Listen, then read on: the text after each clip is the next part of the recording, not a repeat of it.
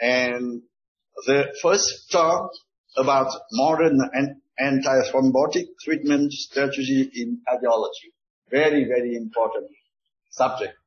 So I would like to invite Professor Florian Krotz. Please. Thank you.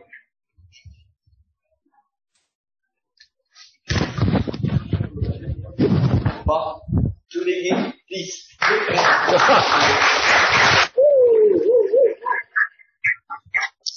Thank you. Don't do it before the talk. Okay, thank you very much for the nice applause.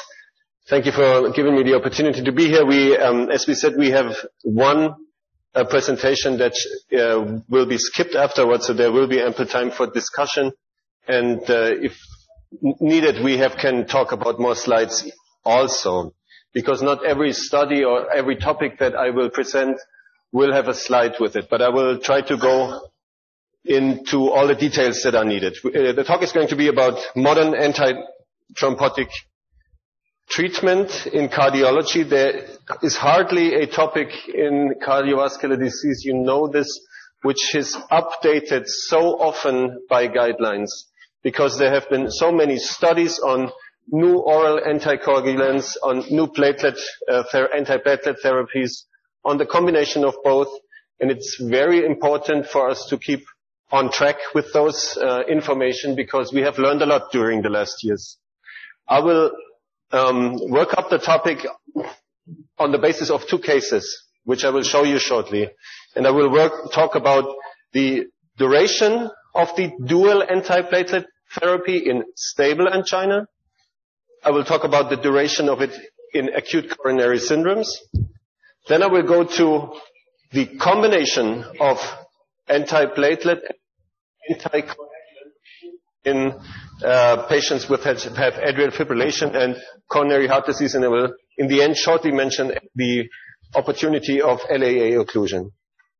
Now, this is the first case that I will present. It's a patient, 50 years old, an active patient, altogether quite a healthy patient, who had typical exercise-induced angina and was not on medication up till then. So this is a patient with stable angina, quite healthy. And the other patient will be also a typical patient, but very different. It's a more aged female who has diseases like diabetes, hypertension, and already chronic kidney failure.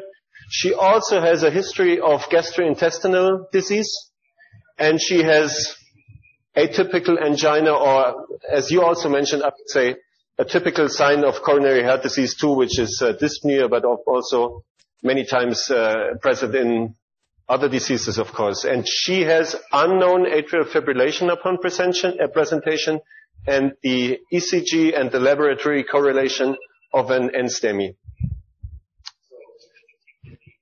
All the information that I will give you is based on, these three guidelines. This is the most, the newest guidelines that Professor Phạm has presented. It's the guideline on chronic coronary syndromes.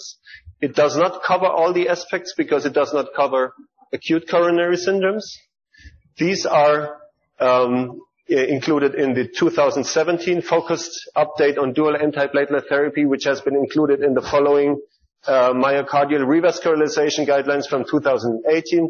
And there's a very good paper. It's from the European Heart Rhythm Association in 2018, which has had nice sketches about the combination of anticoagulant and antiplatelet treatment. I will show slides from there. Now let's come to the first patient. I have given the vignette once again here in green. This patient is subjected to coronary angiography and has type A stenosis in the proximal LAD, and he's stented, quite uncomplicated stenting in the proximal LAD.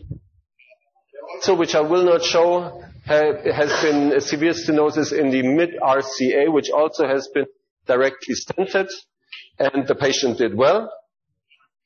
The question is, in this situation, what do the guidelines expect? Is recommended to do?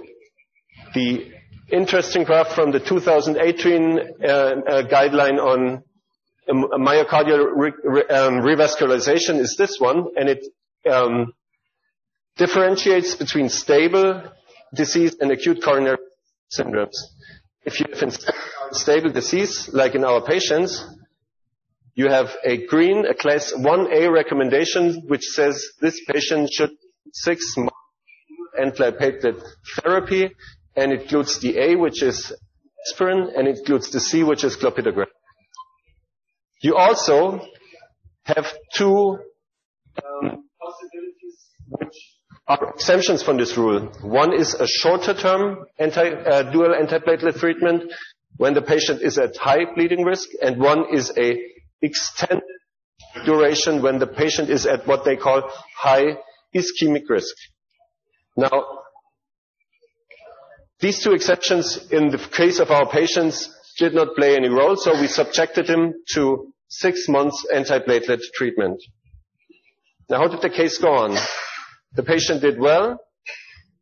During the 6 months, he developed symptoms while urinating, so he went to a urologist, and he diagnosed a benign prostata hyperplasia.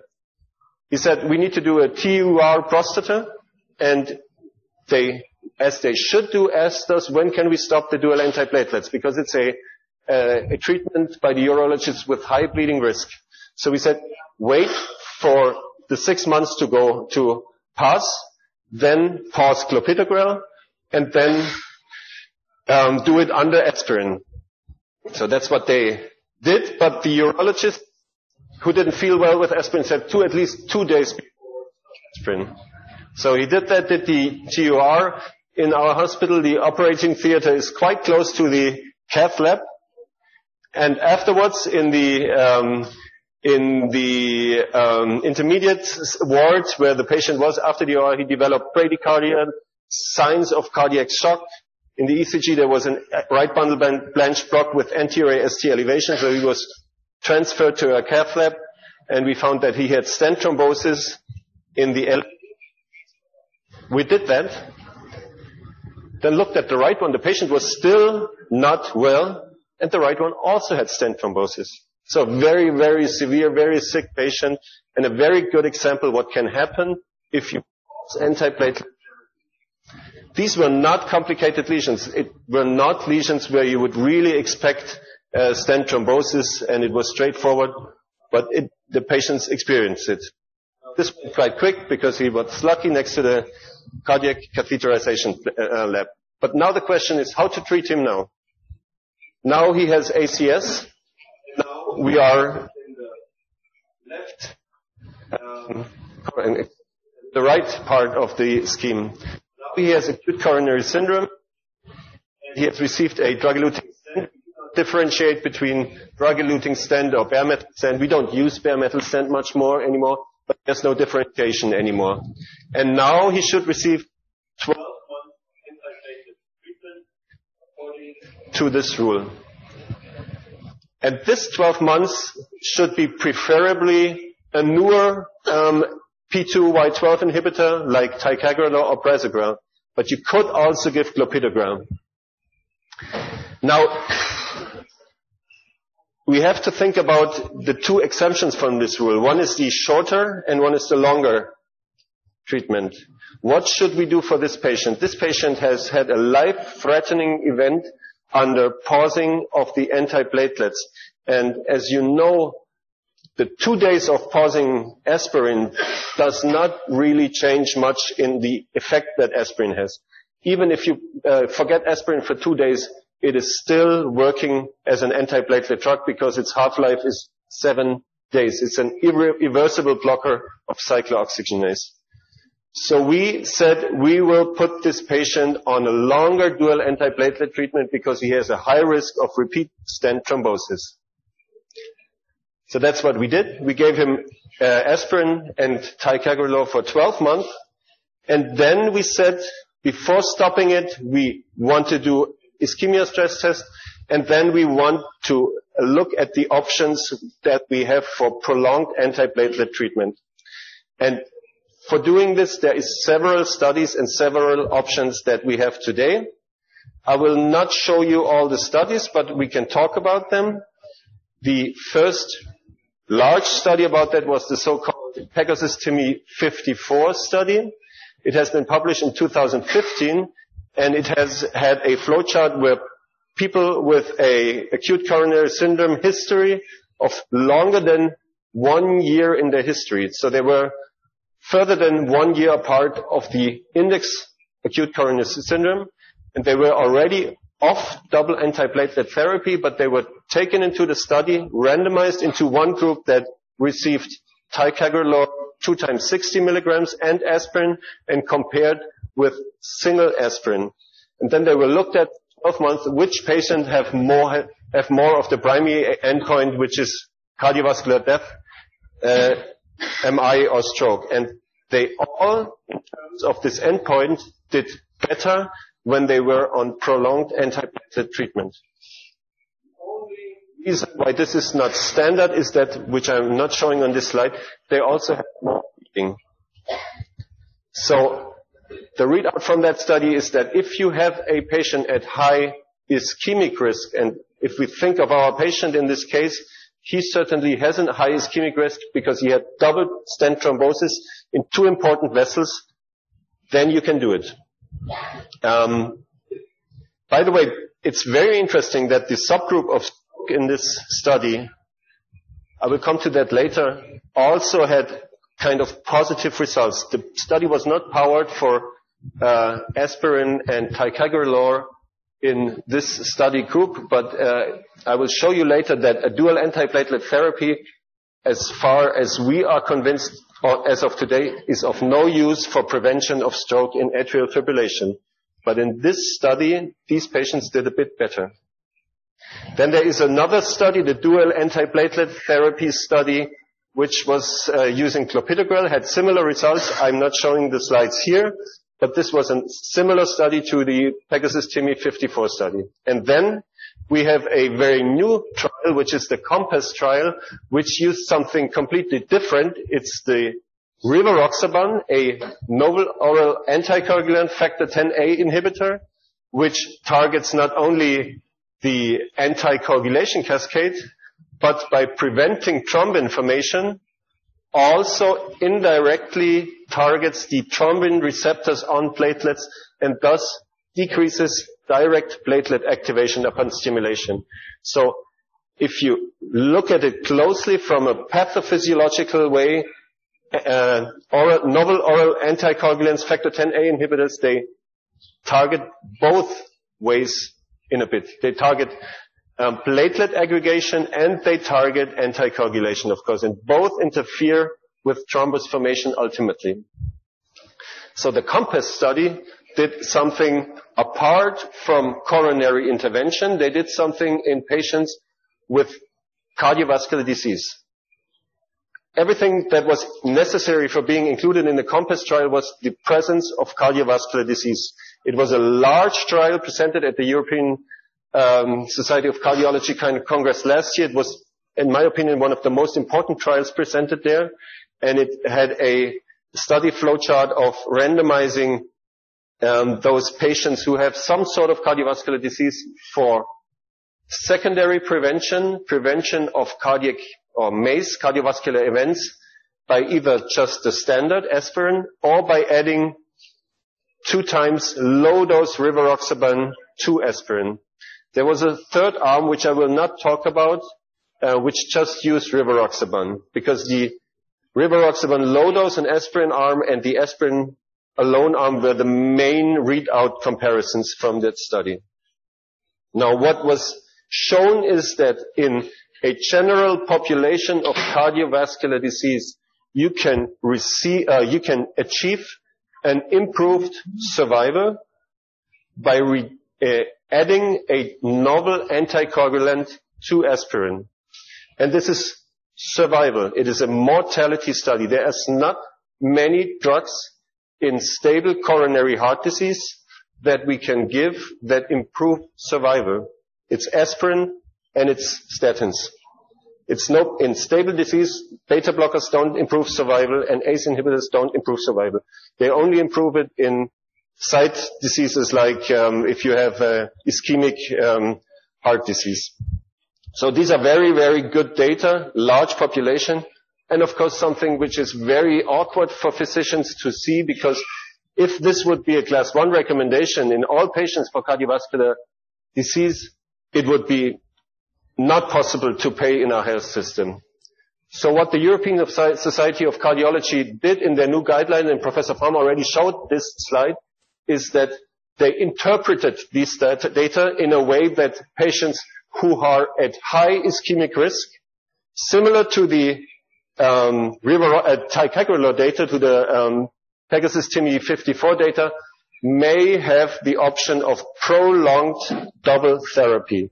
And this double therapy, according to the guidelines, can be either using ticagrelor, which we have data for, rivaroxaban, which the COMPASS study has data, but they are not data from an interventional patient group, but they are good data, which we have data for from clopidogrel because of the DAPT study, but there are no data for prasugrel in this population. But still, it's included in the guideline. We have to talk about that maybe, especially as prasugrel, in my opinion, is the strongest of all antiplatelet substances that we have. So this is the topic of dual antiplatelet therapy. There's a standard, and in stable and in disease and in acute coronary syndromes, we have the possibility to deviate from the standard, either shorter or longer, and the principle is that we can go shorter if there's high bleeding risk, and if we can go longer if there's high ischemic risk. Quite a good recommendation because it gives us the possibility to do what we want. So what now if the patient has concomitant atrial fibrillation? You all know that in atrial fibrillation, we estimate the embolism risk by the Jets-Vask score. This is not the normal graph that you see. This is epidemiological data from the Garfield registry, a British or UK registry which surveyed atrial fibrillation patients. And they also looked at the incidence of stroke in green or all-cause mortality according to the Jets-Vask score. And both, especially all-cause mortality, also increased with Jets-Vask score, as you know. And also the Hasbled score, the bleeding risk, increases with it. So it's a double-edged sword. When you have an increased risk of embolism, you also have an increased risk of bleeding, and we have to weigh each against each other.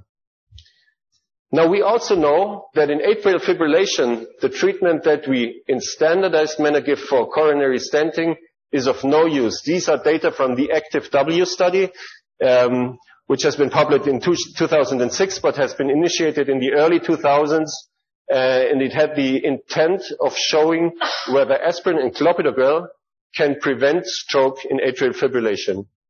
At that time, it was not so clear, and many patients say, or many people, many colleagues also said, let's do dual antiplatelet therapy for fibrillation because we also have stented, and this should be good too because it's stronger thinning of the blood. But it was of no use. It didn't prevent any event, but it increased bleeding. That's the ACTIVE-W study. And if you look a bit further back in history, in the time of the 90s, that's when I was in the German Heart Center, and the boss there, my former boss there, did these studies. They started when they were stenting. They said, why don't we use coumadin in stents? Why don't we treat patients after stenting with coumadin or warfarin? And this is the reason why it's not done, because they all get stent thrombosis. They have a very bad progress. So then, at that time, they started using ticlopidin, which is not on the market anymore now, Ticlit, which is a similar drug like clopidogrel. So what to do now? We need some sort of anticoagulation, and we need antiplatelet treatment. Let's look at our patient. Our patient, of course, had acute coronary syndrome, and she went to cardiac cath lab, and we looked at her left coronary artery. You already see the guiding catheter in there, and you see severe left main stenosis. You see stenosis, diffuse stenosis of the circumflex, large circumflex artery.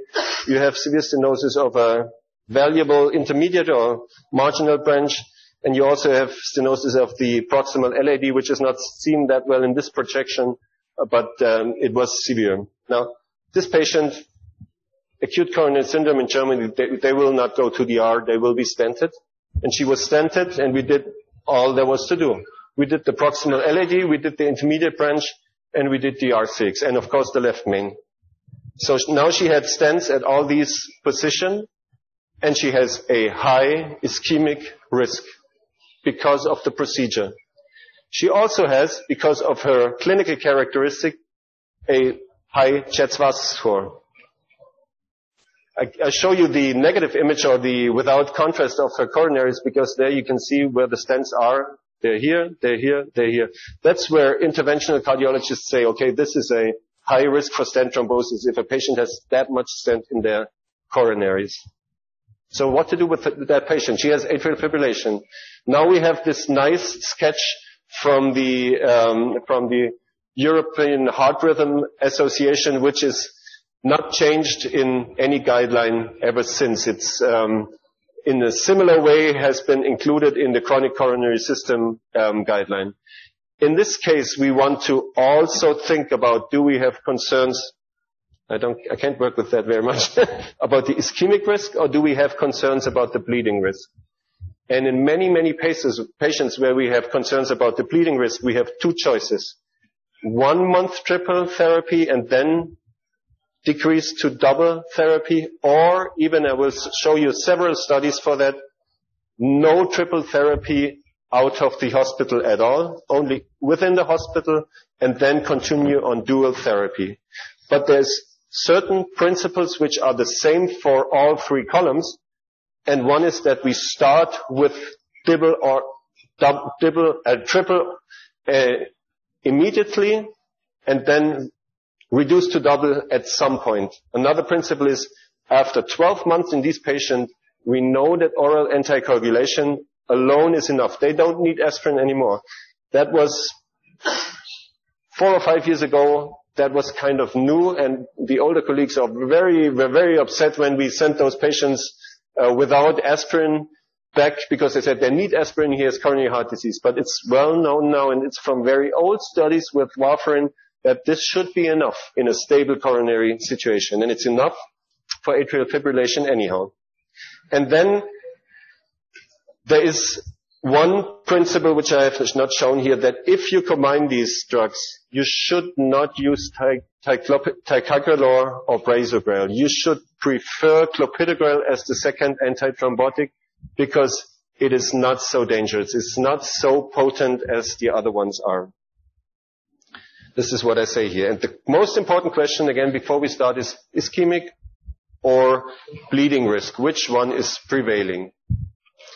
Now, the first study that addressed this, what we call dual or single antiplatelet and anticoagulation therapy, was a small study. And I'm just mentioning it here because it had a very simple design. It was a monocentric study, only single-blinded in Scotland.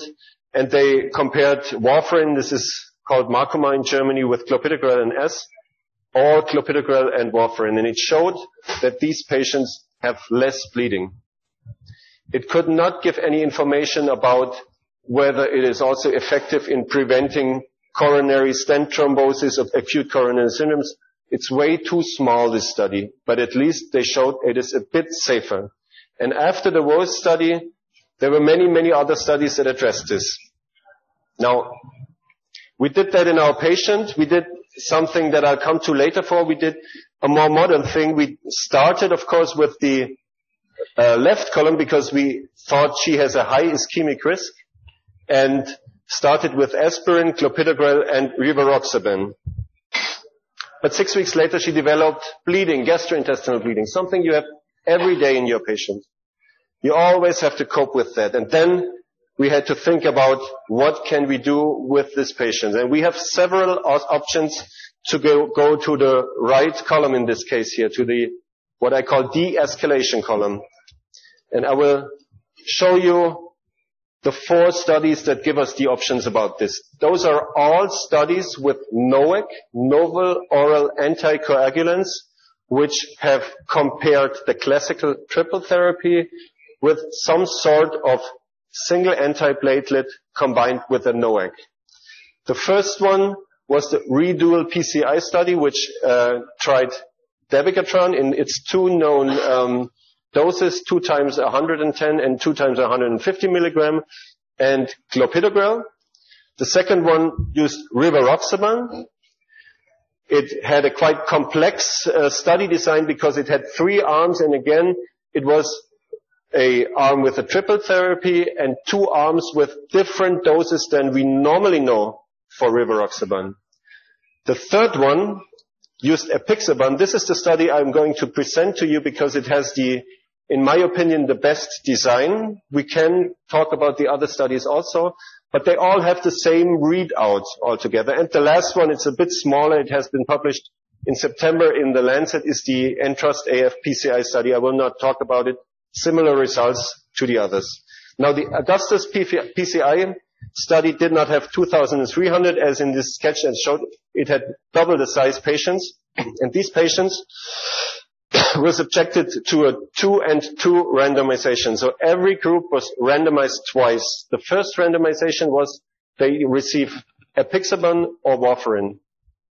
And after this had been cleared, they were randomized one more time, either to receive triple therapy, that means they received clopidogrel and the study drug, apixaban or warfarin, or they were received to a placebo instead of ASS. So all the patients down here in this group, all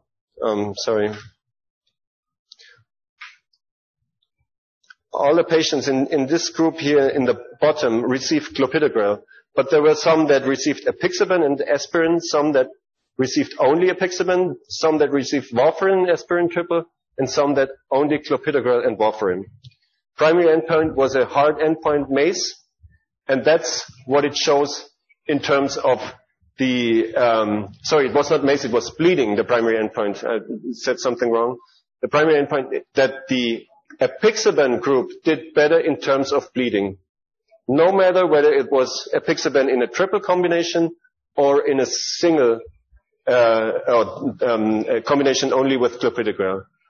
It also showed that in the comparison aspirin versus placebo, the group that received placebo had less bleeding, better primary endpoint. So altogether, it was better if the patients had no aspirin, only clopidogrel and apixaban in terms of bleeding. And this is what this graph shows. The lower, the green curve shows apixaban and placebo. Those patients all have clopidogrel.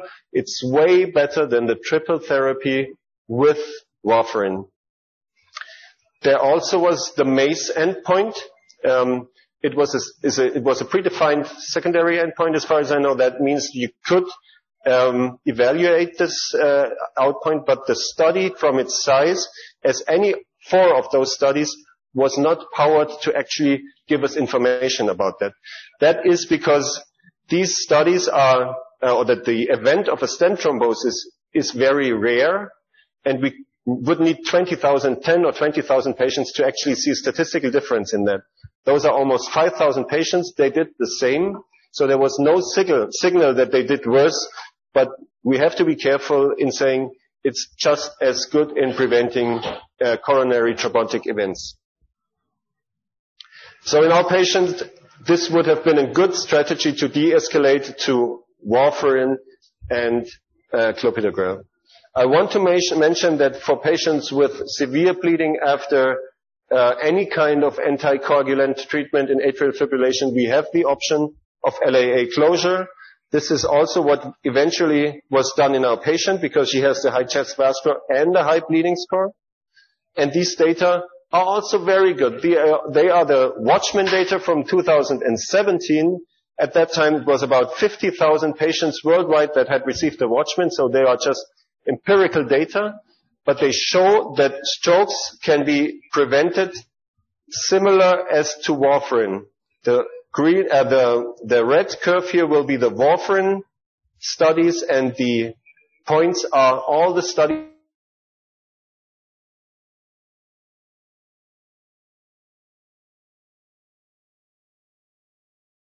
with less bleeding. So this is a good option, but of course it's an intervention that somebody has to be used to, and it's an expensive treatment compared to a simple medical treatment. Now this is how it looks like close to us very soon, and if you have any questions, I'll be happy to answer them.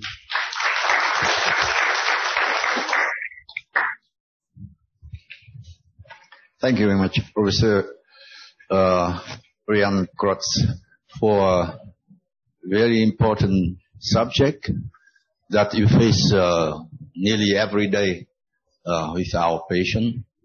Yes. And we'll have questions at the end of our session. Okay. Thank you. And the next speaker, I would like to invite Professor Hans Wollinger. He will talk about digitalis and untoward effect in patient with atrial fibrillation. Giáo sư Han sẽ báo cáo về nên hay không sử dụng digitalis ở bệnh nhân rung nhĩ.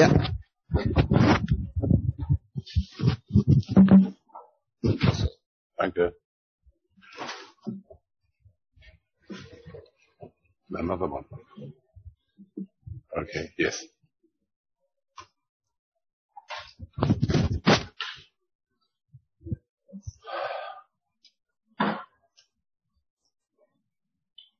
Okay. I see. So, dear Professor Loy, ladies and gentlemen, dear professors and chairmen, I want to change the topic, and I want to discuss with you about the clinical pharmacology of one of the oldest drug, about the oldest cardiovascular drug in the medicine. And you will see it here. That's a nice picture about the flower, digitalis glycosides lanata on the left side and purpurea here on the right side. Yeah, here is made the digitoxin from digitalis purpurea and digitalis lanata, the white digitalis, the digoxin and some compounds. And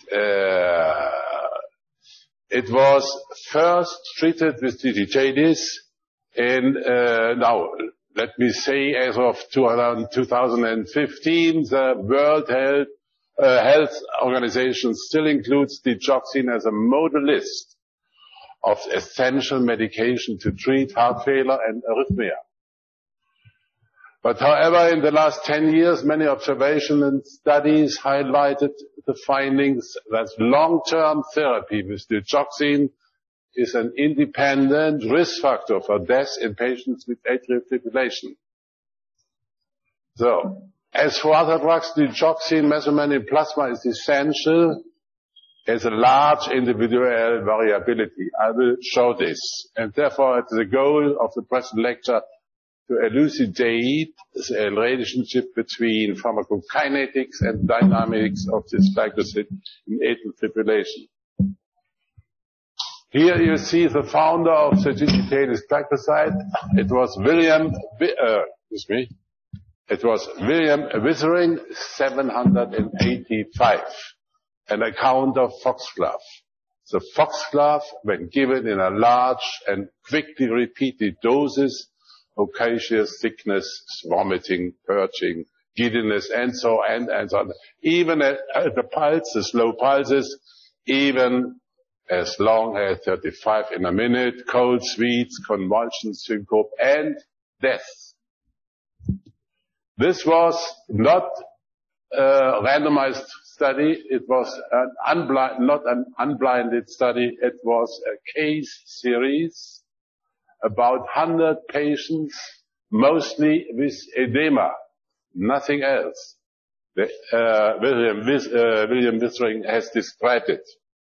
And the first randomized and blinded study about digitalis without digoxin was done in 1997. You see that it was a famous DIG trial. The DIG trial was the effect of digoxin mortality and morbidity in patients with heart failure. These patients had a heart failure in sinus rhythm and not in atrial fibrillation. And you see the effect, the efficacy was just the same between digoxin and placebo. So no effect on the heart failure, on symptoms of heart failure. Is this true? Not. This is not true. Post hoc review of the digoxin data published in 2002. The digoxin therapy had no effect on mortality in men, but was associated with an increase in overall mortality among women. 33% against 39%. It was in the placebo group. So it was statistically significant.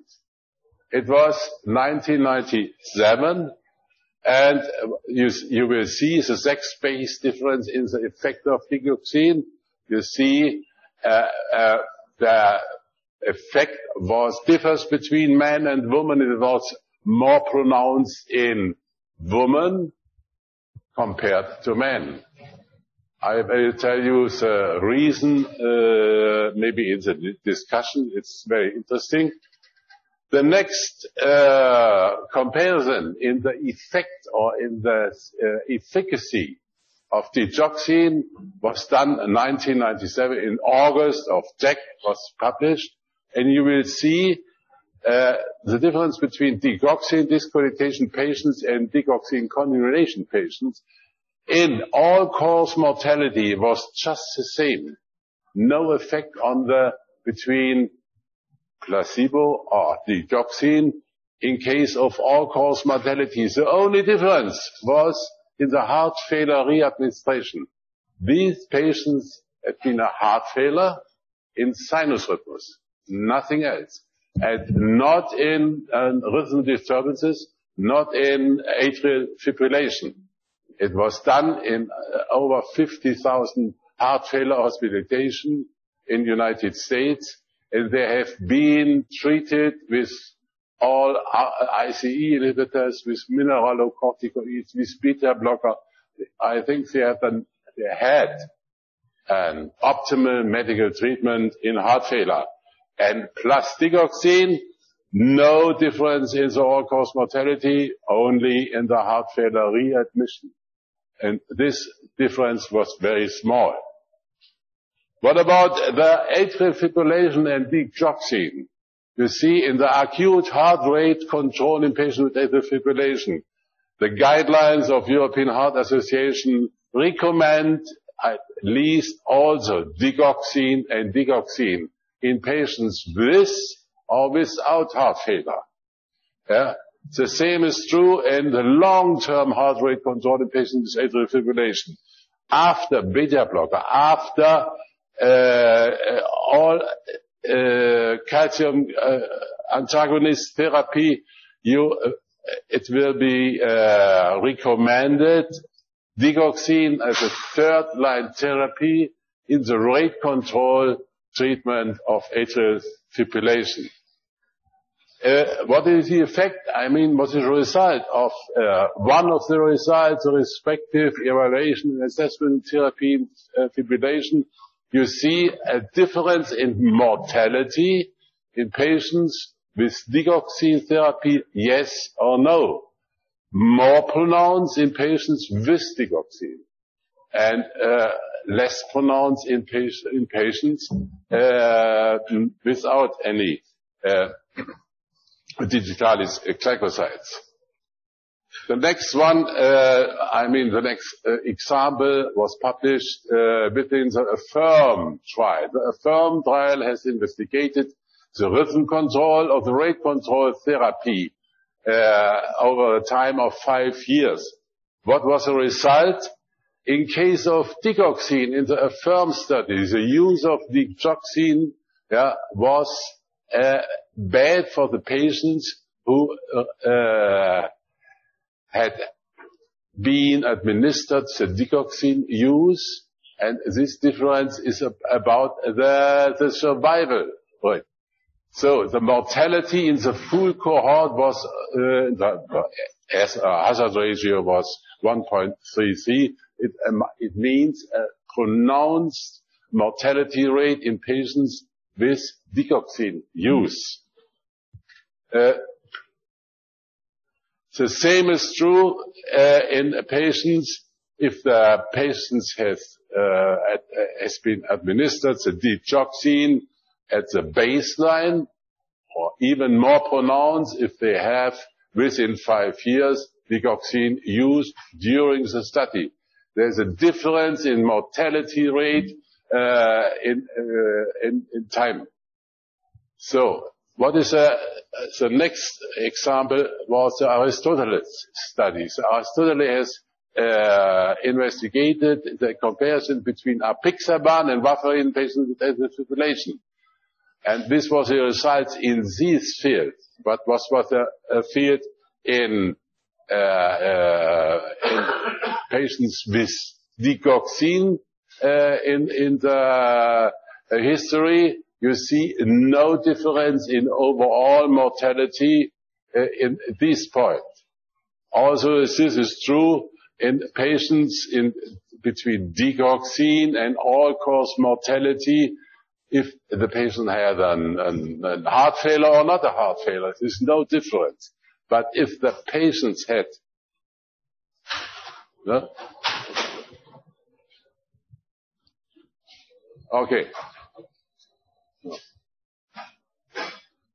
if the patient had a heart failure, and had a digoxin administered during the study, you will see a difference which is very significantly pronounced during the time interval of 24 hours. Let's go to meta-analysis. A meta-analysis of all-cause mortality in randomized controlled studies. You see at the digoxin trial published 1997, this is a random effects risk ratio of only 1. But this was not there have been not patients with atrial fibrillation. It was patients with sinus rhythms and heart failure. So no effect, we know about this, no effect on the mortality between digoxin and placebo. The next meta-analysis was published 2015, and they have differentiated between patients with atrial fibrillation with heart failure and without heart failure.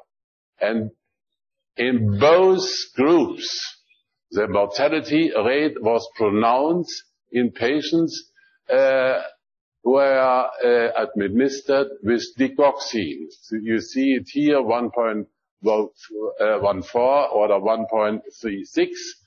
I mean, this was a statistically significant pronunciation of the mortality rate after administration of digoxin.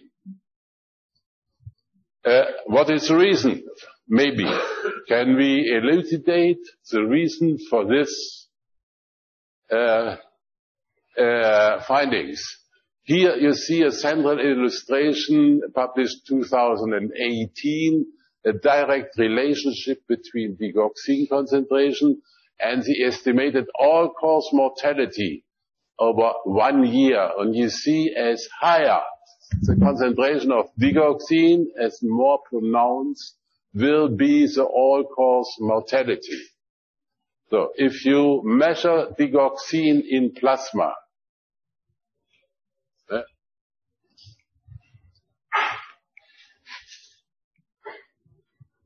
you will see here the digoxin concentration in patients with and without renal insufficiency, with a creatinine clearance under and over 120 milligram per cent.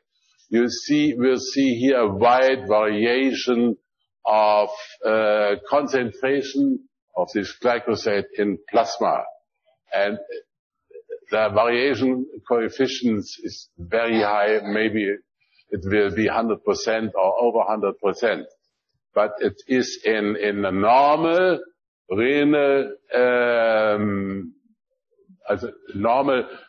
renal failure. It's the digoxin concentration are even lower than in the higher treatment. This is very bad.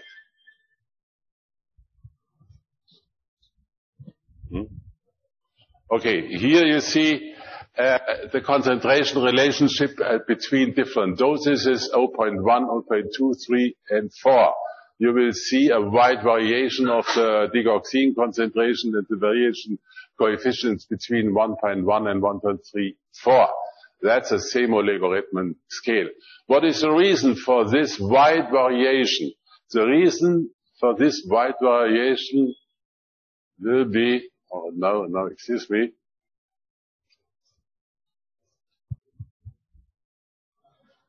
Will be that between the serum concentration and the therapeutic guides, between the dosage and the intensity of the effect, there are numerous and many and multiple parameters interpose: the completeness of the absorption, the rate of elimination, the concentration in serum water, and you will see here this is mathematically derived serum concentration in steady state. It's dependent of the fraction of dose which is absorbed, and the clear totalis, that's a renal elimination of this glycoside, and that is a distribution of volume. So, I mean, the concentration of digoxin in serum is dependent mostly on the distribution volume on the one side, and the other side on the elimination kinetics via urine. It doesn't. Can you help me? Here, here you see the relationship of digoxin between urine serum and myocardium. As higher the digoxin concentration in serum, as higher is the digoxin muscle digoxin concentration. And we have now a limit of concentration where the serum digoxin is responsible for the increase of mortality of the patient. This will be 1.2 nanograms per milliliter. That's a digoxin group. As higher, as more pronounced is the mortality rate. And you see the relationship between digoxin and the risk of death in adults. It was a retrospective evaluation of 15,000 patients, and they have measured the digoxin concentration, and the mean serum concentration was higher among those who died compared with those who did not die. 1.5 to 0.9 nanogram per milliliter. So it's very low. In the next trial about tronidazole and placebo, with and without digoxin, you see here deaths, cardiovascular deaths, arrhythmic deaths. It is the mortality rate is pronounced in patients with tronidazole and digoxin. That's an arrhythmogen, I mean the cardiovascular deaths. The non-cardiovascular deaths, it's independent on the intake of digoxin or tronidazole. But you will see the interaction between these both drugs in the serum concentration. The serum concentration in patients with tronidazole plus digoxin was 1.1. In the serum digoxin concentration without tronidazole was 0.7. That's impact of the interaction, but you see a small concentration of these glycosides in the plasma. And therefore, we have now new pharmacokinetic data and dosage recommendation of digitalis glycosides.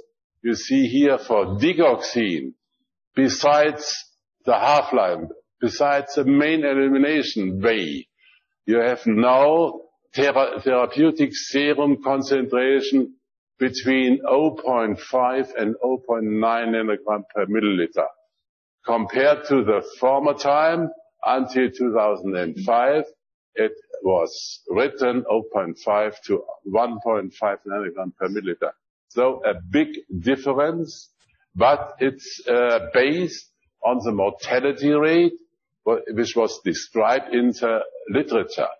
The dosage to get to such a concentration rate, you will see is 0.0625 or 0.06 to 0.25 or 0.20.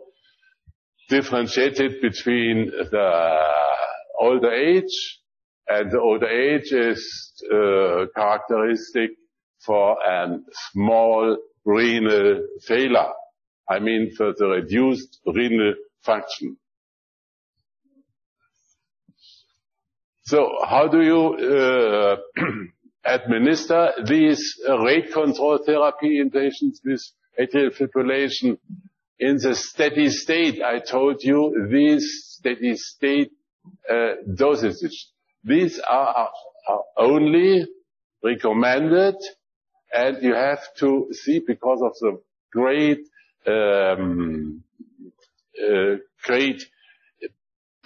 variation coefficients of 100% and more, and you have to see if the serum concentration above 0.9, you have to stop the digoxin administration.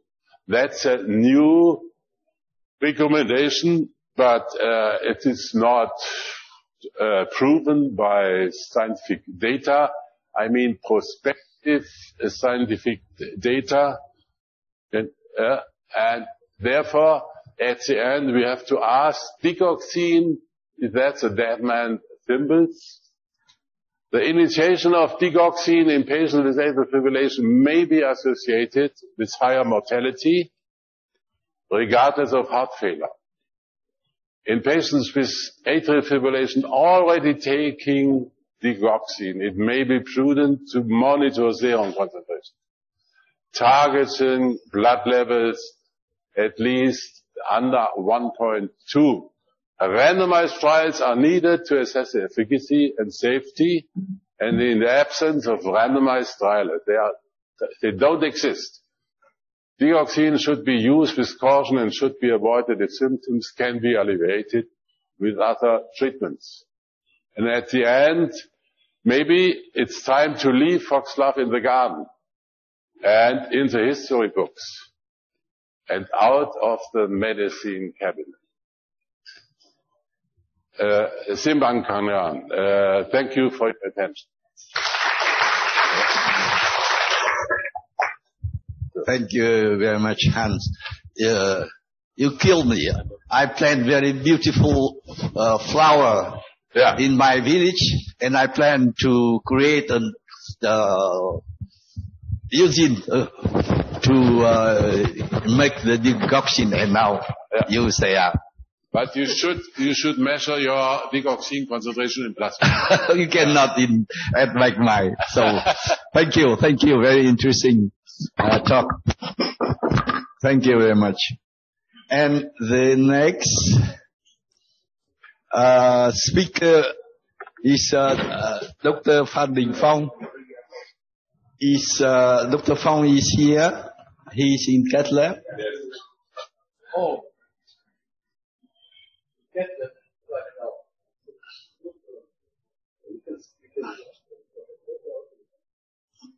Nobody is here. Me. Quang and Phong, neither they are in cath lab. They are. I'm going for. Yeah, so you can face them. I'm going for. Có ai gọi? Vâng, em đang gọi Phong.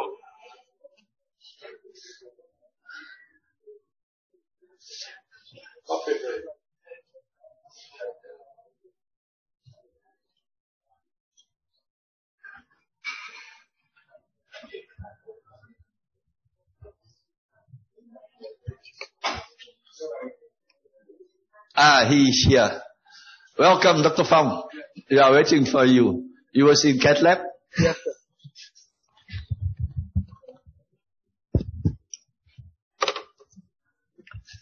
Vâng ạ, chúng ta sẽ nghe tiến sĩ Phan Đình Phong, trưởng khoa Q3A của Viện Tim Mạch nói về những tiến bộ về monitor theo dõi nhịp tim trong cái thời 4.0. Xin mời bác sĩ Phong. Vâng, xin cảm ơn giáo sư Doãn Lợi. Và kính thưa quý vị, là tôi cũng rất là vinh dự được tham dự cái hội thảo, được báo cáo bên cạnh những chuyên gia hàng đầu đến từ Cộng hòa Liên bang Đức. Và tôi cũng xin trình bày bằng tiếng Việt để thông điệp được trực tiếp đến với người nghe. Tôi sẽ trình bày về những cái tiến bộ về theo dõi nhịp tim. Tôi không có xung đột lợi ích trong cái bài báo cáo này. Như ta đã biết thì chúng ta đã có rất nhiều các cái biện pháp khác nhau để theo dõi cái nhịp tim của người bệnh. Như là điện tâm đồ thường quy, chúng ta đã biết chúng ta có thể sử dụng các cái phương pháp theo dõi điện tâm đồ tại giường bệnh, ta gọi là bedside monitor. Chúng ta có thể sử dụng cái biện pháp theo dõi điện tâm đồ trong vòng 24 giờ. Chúng ta có thể sử dụng các cái thiết bị không phải cấy ghép vào cơ thể. Bệnh nhân có thể cầm tay hoặc có dùng miếng pass dán vào ngực để theo dõi điện tâm đồ. Có thể là chỉ từng lúc khi bệnh nhân có triệu chứng, có thể là cái việc dán cái miếng pass này kéo dài khoảng vài tuần lễ, 1 tháng hoặc lâu hơn để có thể chẩn đoán các loạn nhịp tim. Chúng ta có rất nhiều các công cụ cấy ghép vào cơ thể để có thể ghi lại cái dòng điện tim của bệnh nhân. Cái thiết bị này có thể kéo dài tới khoảng thời gian theo dõi tới 3 đến 5 năm với cái lượng pin và bộ nhớ đầy đủ. Và chúng ta biết là hiện nay chúng ta có rất nhiều các cái máy tạo nhịp cấy vào cơ thể, như máy tạo nhịp 1 buồng, 2 buồng, các ICD, các CRT. Và bên cạnh các cái chức năng truyền thống của các máy tạo nhịp như là tạo nhịp tim, hay là sốc điện, khử rung, hay là tạo nhịp vượt tần số chống các nhịp nhanh, thì các cái thiết bị tạo nhịp này nó cũng có một chức năng rất quan trọng nữa là có thể ghi lại được điện đồ trong các cái buồng thất và buồng nhĩ. Việc so sánh các cái điện đồ buồng thất, buồng nhĩ cũng như cái quan hệ giữa cái điện đồ thất và nhĩ cho phép chúng ta có rất nhiều thông tin để chẩn đoán các loạn nhịp tim. Một số các máy tạo nhịp thế hệ mới có thể kèm theo chức năng home monitoring, có nghĩa là các cái tín hiệu về nhịp tim của bệnh nhân sẽ được truyền về người thầy thuốc định kỳ, có thể là mỗi ngày, để chúng ta có thể theo dõi, phát hiện sớm các cái thông số về tạo nhịp. Và hiện nay trong cái thời đại công nghệ 4.0, chúng ta không thể không nhắc tới các cái đồng hồ thông minh, các điện thoại thông minh có chức năng theo dõi nhịp tim. Chúng ta hãy quay lại lịch sử một chút là điện tâm đồ thường quy được William Beethoven phát minh cái đây từ những năm 1903 và bắt đầu những cái dòng điện tim đầu tiên của nhân loại đã được ghi chép lại. Và điện tâm đồ 12 chuyển đạo đã trở thành thường quy và có thể nói hiện nay vẫn là phương tiện chính yếu để chẩn đoán các rối loạn nhịp tim. Đây là những ví dụ minh họa cho thấy một cái điện tâm đồ 12 chuyển đạo ghi lại những cái ngoại tâm thu thất nhịp đôi. Chúng ta không chỉ chẩn đoán đây là ngoại tâm thu thất, mà điện tâm đồ 12 chuyển đạo còn giúp cho các bác sĩ đặc biệt rối loạn nhịp tim có thể chẩn đoán một cách khá chính xác được cái ổ khởi phát nhịp nằm ở đâu. Trong trường hợp này, ví dụ như là chúng ta nhìn thấy phúc bộ QRS có dạng block nhánh trái hoàn toàn, gợi ý ổ ngoại vị gây ngoại tâm thu thất khởi phát từ thất phải. Phúc bộ QRS ở D2, D3, AVF dương thể hiện một cái vector khởi cực tâm thất từ đầu xuống chân, gợi ý là đây một ngoại tâm thu thất khởi phát từ thất phải đã đành, nhưng lại khởi phát từ đường ra thất phải. Đấy, để cho chúng ta có thể chẩn đoán được các rối loạn nhịp khởi phát từ đâu mà cho những phương pháp tiên lượng với đốt điện. Rồi đây là một cái điện tâm đồ 12 chuyển đạo cho thấy một cái cơn nhịp nhanh, nhưng chúng ta nhìn thấy hình ảnh của sóng P nhỏ ở D2, D3, AVF dương, P âm ở V1, vân vân, cho ta thấy đây bản chất là một cơn tim nhanh nhĩ, nhưng nó khởi phát từ vùng tương đối cao của nhĩ phải, nằm ở gần vị trí của nút xoang, ví dụ như vậy. Điện đồ 12 chuyển đạo là tốt, nhưng nhược điểm kinh điển điện đồ 12 chuyển đạo là chỉ có thể theo dõi nhịp tim được trong vòng vài giây, cùng lắm 1 phút, và không thể nào cho người ta bức tranh đầy đủ về cái hình ảnh rối loạn nhịp tim của bệnh nhân trong thực tế. Và chính vậy cho nên đã khá lâu, từ năm 1948 được phát minh bởi Onter, mà sau này chúng ta gọi là phương pháp Onter, hay là phương pháp ghi điện tâm đồ 12 chuyển đạo, trong vòng 24 giờ, đã cho chúng ta có rất nhiều thông tin hiện nay đã sử dụng khá thường quy trong thực hành lâm sàng. Chỉ định của Onter 24 giờ là cho trường hợp bệnh nhân có các rối loạn nhịp tim hoặc nghi ngờ rối loạn nhịp tim, bệnh nhân có bệnh tim thiếu máu cục bộ, bệnh nhân có các cơn ngất mà chưa rõ nguyên nhân, cần có khảo sát về Onter 24 giờ. Tuy nhiên là hạn chế lớn nhất của Onter 24 giờ chính là thời gian ghi điện tâm đồ tương đối hạn chế. Chúng ta có 24 giờ, một số nơi có thể có những cái bộ nhớ ghi được 48 thậm chí 72 giờ. Nhưng mà thời gian đấy là đủ dài cho những rối loạn nhịp xảy ra hàng ngày, nhưng sẽ không đủ dài cho những rối loạn nhịp mà chỉ có vài tuần lễ mới xuất hiện một cơn, hoặc những cơn ngất vài ba tháng mới xuất hiện một lần thì rõ ràng không đủ. Mặc dù hiện nay chúng ta có những cái bộ nhớ có thể ghi Onter được nhiều tuần lễ, nhưng rõ ràng là phương pháp Onter bệnh nhân phải đính khoảng 5-7 cái đề can vào ngực trong suốt 24 giờ. Trong thời gian đeo máy bệnh nhân không được tắm rửa thì đương nhiên nó sẽ không thể phù hợp cho những theo dõi điện đồ dài hơi hơn. Tuy nhiên Onter cho chúng ta rất nhiều thông tin. Đây là trường hợp bệnh nhân có những cơn choáng ngất, điện tâm đồ lúc ban ngày khám bệnh thì vẫn 80 chu kỳ phút và không thấy bất thường gì, chính là cái đoạn này đây.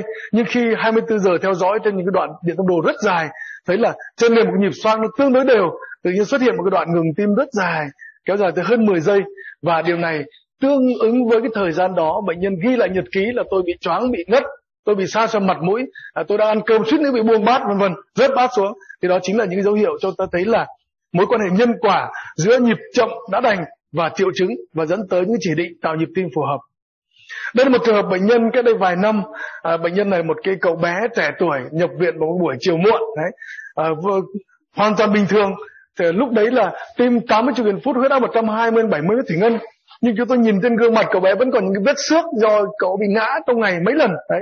Và thoạt đầu chúng tôi cũng nghĩ là không biết là nguyên nhân tại sao, chỉ thấy một block nhánh phải hoàn toàn.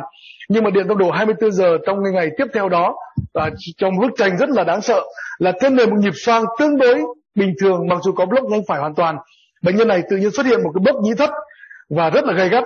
Đây chúng ta thấy một cái dãy khoảng 20-30 cái sóng nhĩ thì mới có một sóng tâm thất, rồi 20-30 cái sóng nhĩ tiếp theo mới có một sóng tâm thất, và rõ ràng lúc đấy tim hoàn toàn ngừng đập, bệnh nhân không có mạch, ta gọi là ventricular standstill.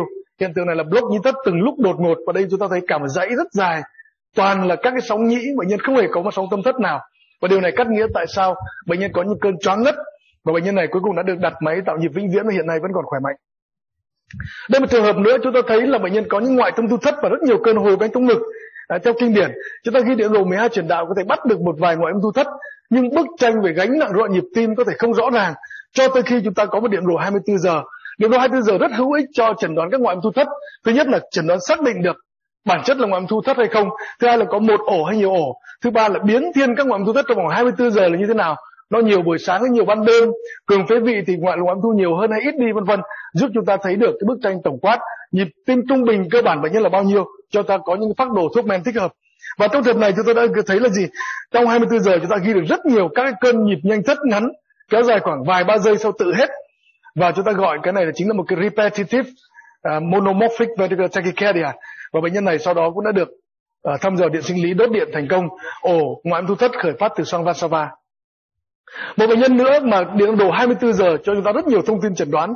Đây bệnh nhân mà lúc đọc Onter chúng tôi thực sự là ngỡ ngàng, là bởi bệnh nhân có những cơn ngất, choáng ngất, nhưng lúc mà đeo Onter ngày hôm sau bóc cái máy Onter ra để đọc lại cái thông tin trong 24 giờ thì thấy rằng là bệnh nhân này có một ngoại âm thu thất xuất hiện và lập tức lên một cơn tim nhanh thất gần như là xoắn đỉnh.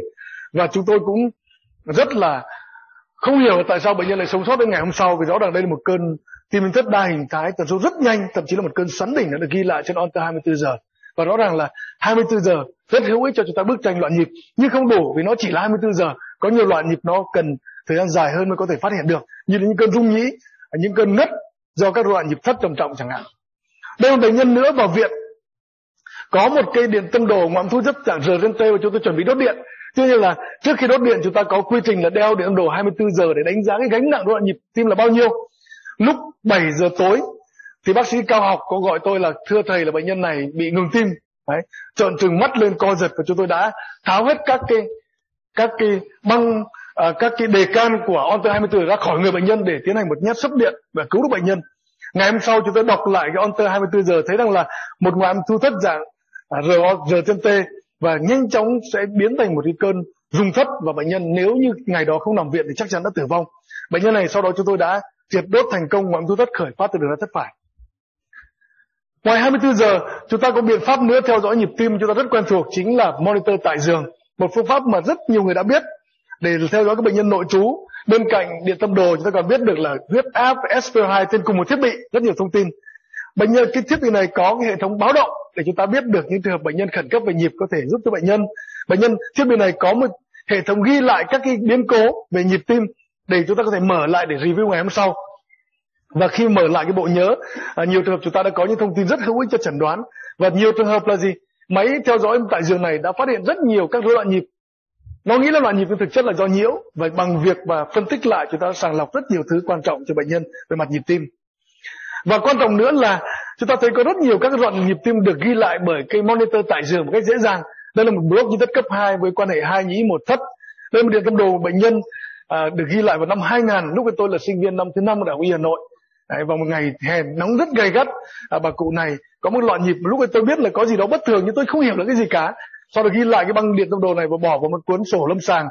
10 năm sau lúc chuyển nhà mở ra thì thấy là đúng là chúng ta đã ghi được một cái loạn nhịp khá là hay. Và lúc này tôi mới biết là block nhĩ thất cấp 2, vì ngày đó thời sinh viên tôi chưa biết nó là cái gì. Rồi onter 24 giờ có thể giúp chúng ta thấy được những cái cơn nhịp nhanh nhịp chậm. Đây là một cái rung nhĩ, tần số thất khá nhanh. Nếu chúng ta nghe tim một lúc đúng lúc mà tần số thất nhanh, thì rất dễ dàng kê cho bệnh nhân nào là chậm beta do cảm, là đi digoxin để giảm tần số thất. Nhưng mà cái bedside monitoring 24 giờ cho thấy là bên cạnh các cơn nhịp nhanh thì chúng ta có rất nhiều đoạn nhịp chậm và ngừng tim dài, và rõ ràng là thuốc chống loạn nhịp là không đủ và có thể nguy hiểm cho người bệnh. Cách tốt nhất chúng ta phải cấy máy tạo nhịp cho bệnh nhân, và trên cơ sở có máy tạo nhịp đảm bảo chống nhịp chậm thì hãy cho thuốc chống nhịp nhanh. Và quan trọng nữa là cái thiết bị theo dõi 24 điện tâm đồ tại giường cho chúng ta biết được cái đáp ứng với điều trị của rất nhiều rối loạn nhịp khác nhau. Đây là một trường hợp mà một cơn tim nhanh kịch phát chân thất, sau khi được tiêm adenosine thì được cắt cơn, và sau khi cắt cơn có đoạn ngừng tim dài, các ngoại âm thu trở về xoang, đúng kinh điển. Và rõ ràng là nếu chúng ta không có cái monitor theo dõi tại giường, chúng ta không thể có những thông tin quan trọng về đáp ứng điều trị. Đây nữa là một cơn nhịp nhanh trên thất, không rõ bản chất là gì. Sau khi tiêm adenosine thì mức độ block nhĩ thất tăng lên 2, 3, 4, 5 nhĩ một thất, và chúng ta lộ ra các sóng hình răng cưa, chúng ta chẩn đoán đây là một cơn cuồng nhĩ. Cho nên là cái theo dõi monitor tại giường mặc dù chỉ có một truyền đạo nhưng rất có nhiều ý nghĩa chúng ta chẩn đoán các rối loạn nhịp tim. Tất cả là vậy, chúng ta có các phương tiện, tuy nhiên là tất cả phương tiện này giới hạn thời gian chỉ 1 đến 2 ngày, và chúng ta rất cần có những biện pháp theo dõi điện tâm đồ dài hơn, liên tục hơn để có thể phát hiện các rối loạn nhịp tim vốn rất là đa dạng và thỉnh thoảng là rất là intermittent trên lâm sàng. Tại vì tính cấp thiết ở chỗ là các phương pháp theo dõi điện tâm đồ truyền thống là có những nhược điểm, như là kể cả mốc điện tâm đồ thì cũng chỉ được 24-48 giờ mà thôi. Và trong thực tế rất nhiều bệnh nhân có các triệu chứng rất là cách quãng từng lúc mà 24 giờ không thể trả lời câu hỏi đó được. Chúng ta không thể cho bệnh nhân đeo onter 24 giờ cho bệnh nhân có những cơn hồi bên trong ngực mà 2-3 tháng xuất hiện một lần, do đấy là chỉ định không thích hợp. Rồi là có nhiều bệnh nhân rối loạn nhịp mà không có triệu chứng, mà chúng ta có thể nghi ngờ nhưng không có bằng chứng triệu chứng, mà người ta không có triệu chứng thì người ta không biết là lúc nào bị loạn nhịp để ghi điện tâm đồ. Rồi nữa là trong kỷ nguyên can thiệp về điện sinh lý, như chỗ anh Quang đốt rung nhĩ chẳng hạn. Đấy, muốn khẳng định là một cái kết quả đốt rung nhĩ có hiệu quả hay không thì 24 giờ, 48 hay 72 giờ không đủ, chúng ta cần có những biện pháp theo dõi điện tâm đồ có thể là nhiều tháng, nhiều năm thì mới có thể đưa ra được một cái kết luận xác đáng. Và nữa là trong kỷ nguyên 4.0 chúng ta có rất nhiều công cụ giúp chúng ta có thể có ghi được điện tâm đồ dài hơi hơn bằng các cái thiết bị lưu động mà chúng ta vẫn sử dụng hàng ngày, như là một cái đồng hồ thông minh hay một điện thoại thông minh chẳng hạn. Đó là tất cả những yếu tố đấy. Và chính vậy là đây là một trường hợp bệnh nhân mà cứ vài tháng bị ngất một lần. Rõ ràng ngất thế này thì không thể mà bằng onter phát hiện ra được. Chúng ta cần phải có những thiết bị kéo dài hơn để theo dõi nhịp tim của bệnh nhân. Đây là một bệnh nhân gặp chúng tôi vì than phiền là thỉnh thoảng huyết áp dao động. Bệnh nhân đã đưa chúng tôi xem một cái hồ sơ về huyết áp. Tôi thấy huyết áp 133/98 mét thủy ngân, nhưng bệnh nhân này không để ý rằng là tần số tim 185 chu kỳ phút. Rõ ràng là một bệnh nhân mà thỉnh thoảng lên cơn đánh trống ngực, tần số tim ghi là 185 chu kỳ phút, thì đấy chắc chắn là một cơn tim nhanh kịch phát. Bản chất thất hay trên thất chúng ta sẽ bàn sau, nhưng bệnh nhân này rất đáng để đưa vào cắt lab để thăm dò điện sinh lý để xem là loại nhịp gì. Và bệnh nhân này chúng tôi đã triệt đốt thành công một cơn tim nhanh kịch phát trên thất do vòng vào lại nút nhĩ thất ở một bệnh nhân nam 70 tuổi. Đây có rất nhiều các cái thiết bị lưu động có thể theo dõi nhịp tim như là máy ghi biến cố. Đấy, thiết bị này là bệnh nhân sẽ khi nào bất thường thì rút trong túi áo ra, áp vào thành bụng với thành ngực, cộng với một điện cực nữa đầu ngón tay và chúng ta sẽ ghi được cái chuyển đạo D1. Đấy. Rồi bên một thiết bị khác, bệnh nhân có thể đặt 2 ngón tay ở trên 2 cái bản cực này và có thể ghi được điện tâm đồ chuyển đạo D1 và hiển thị điện đồ trên màn hình điện thoại, và thiết bị này sẽ được chuyển cho bác sĩ lâm sàng sau một vài giây, chúng ta phân tích ngay.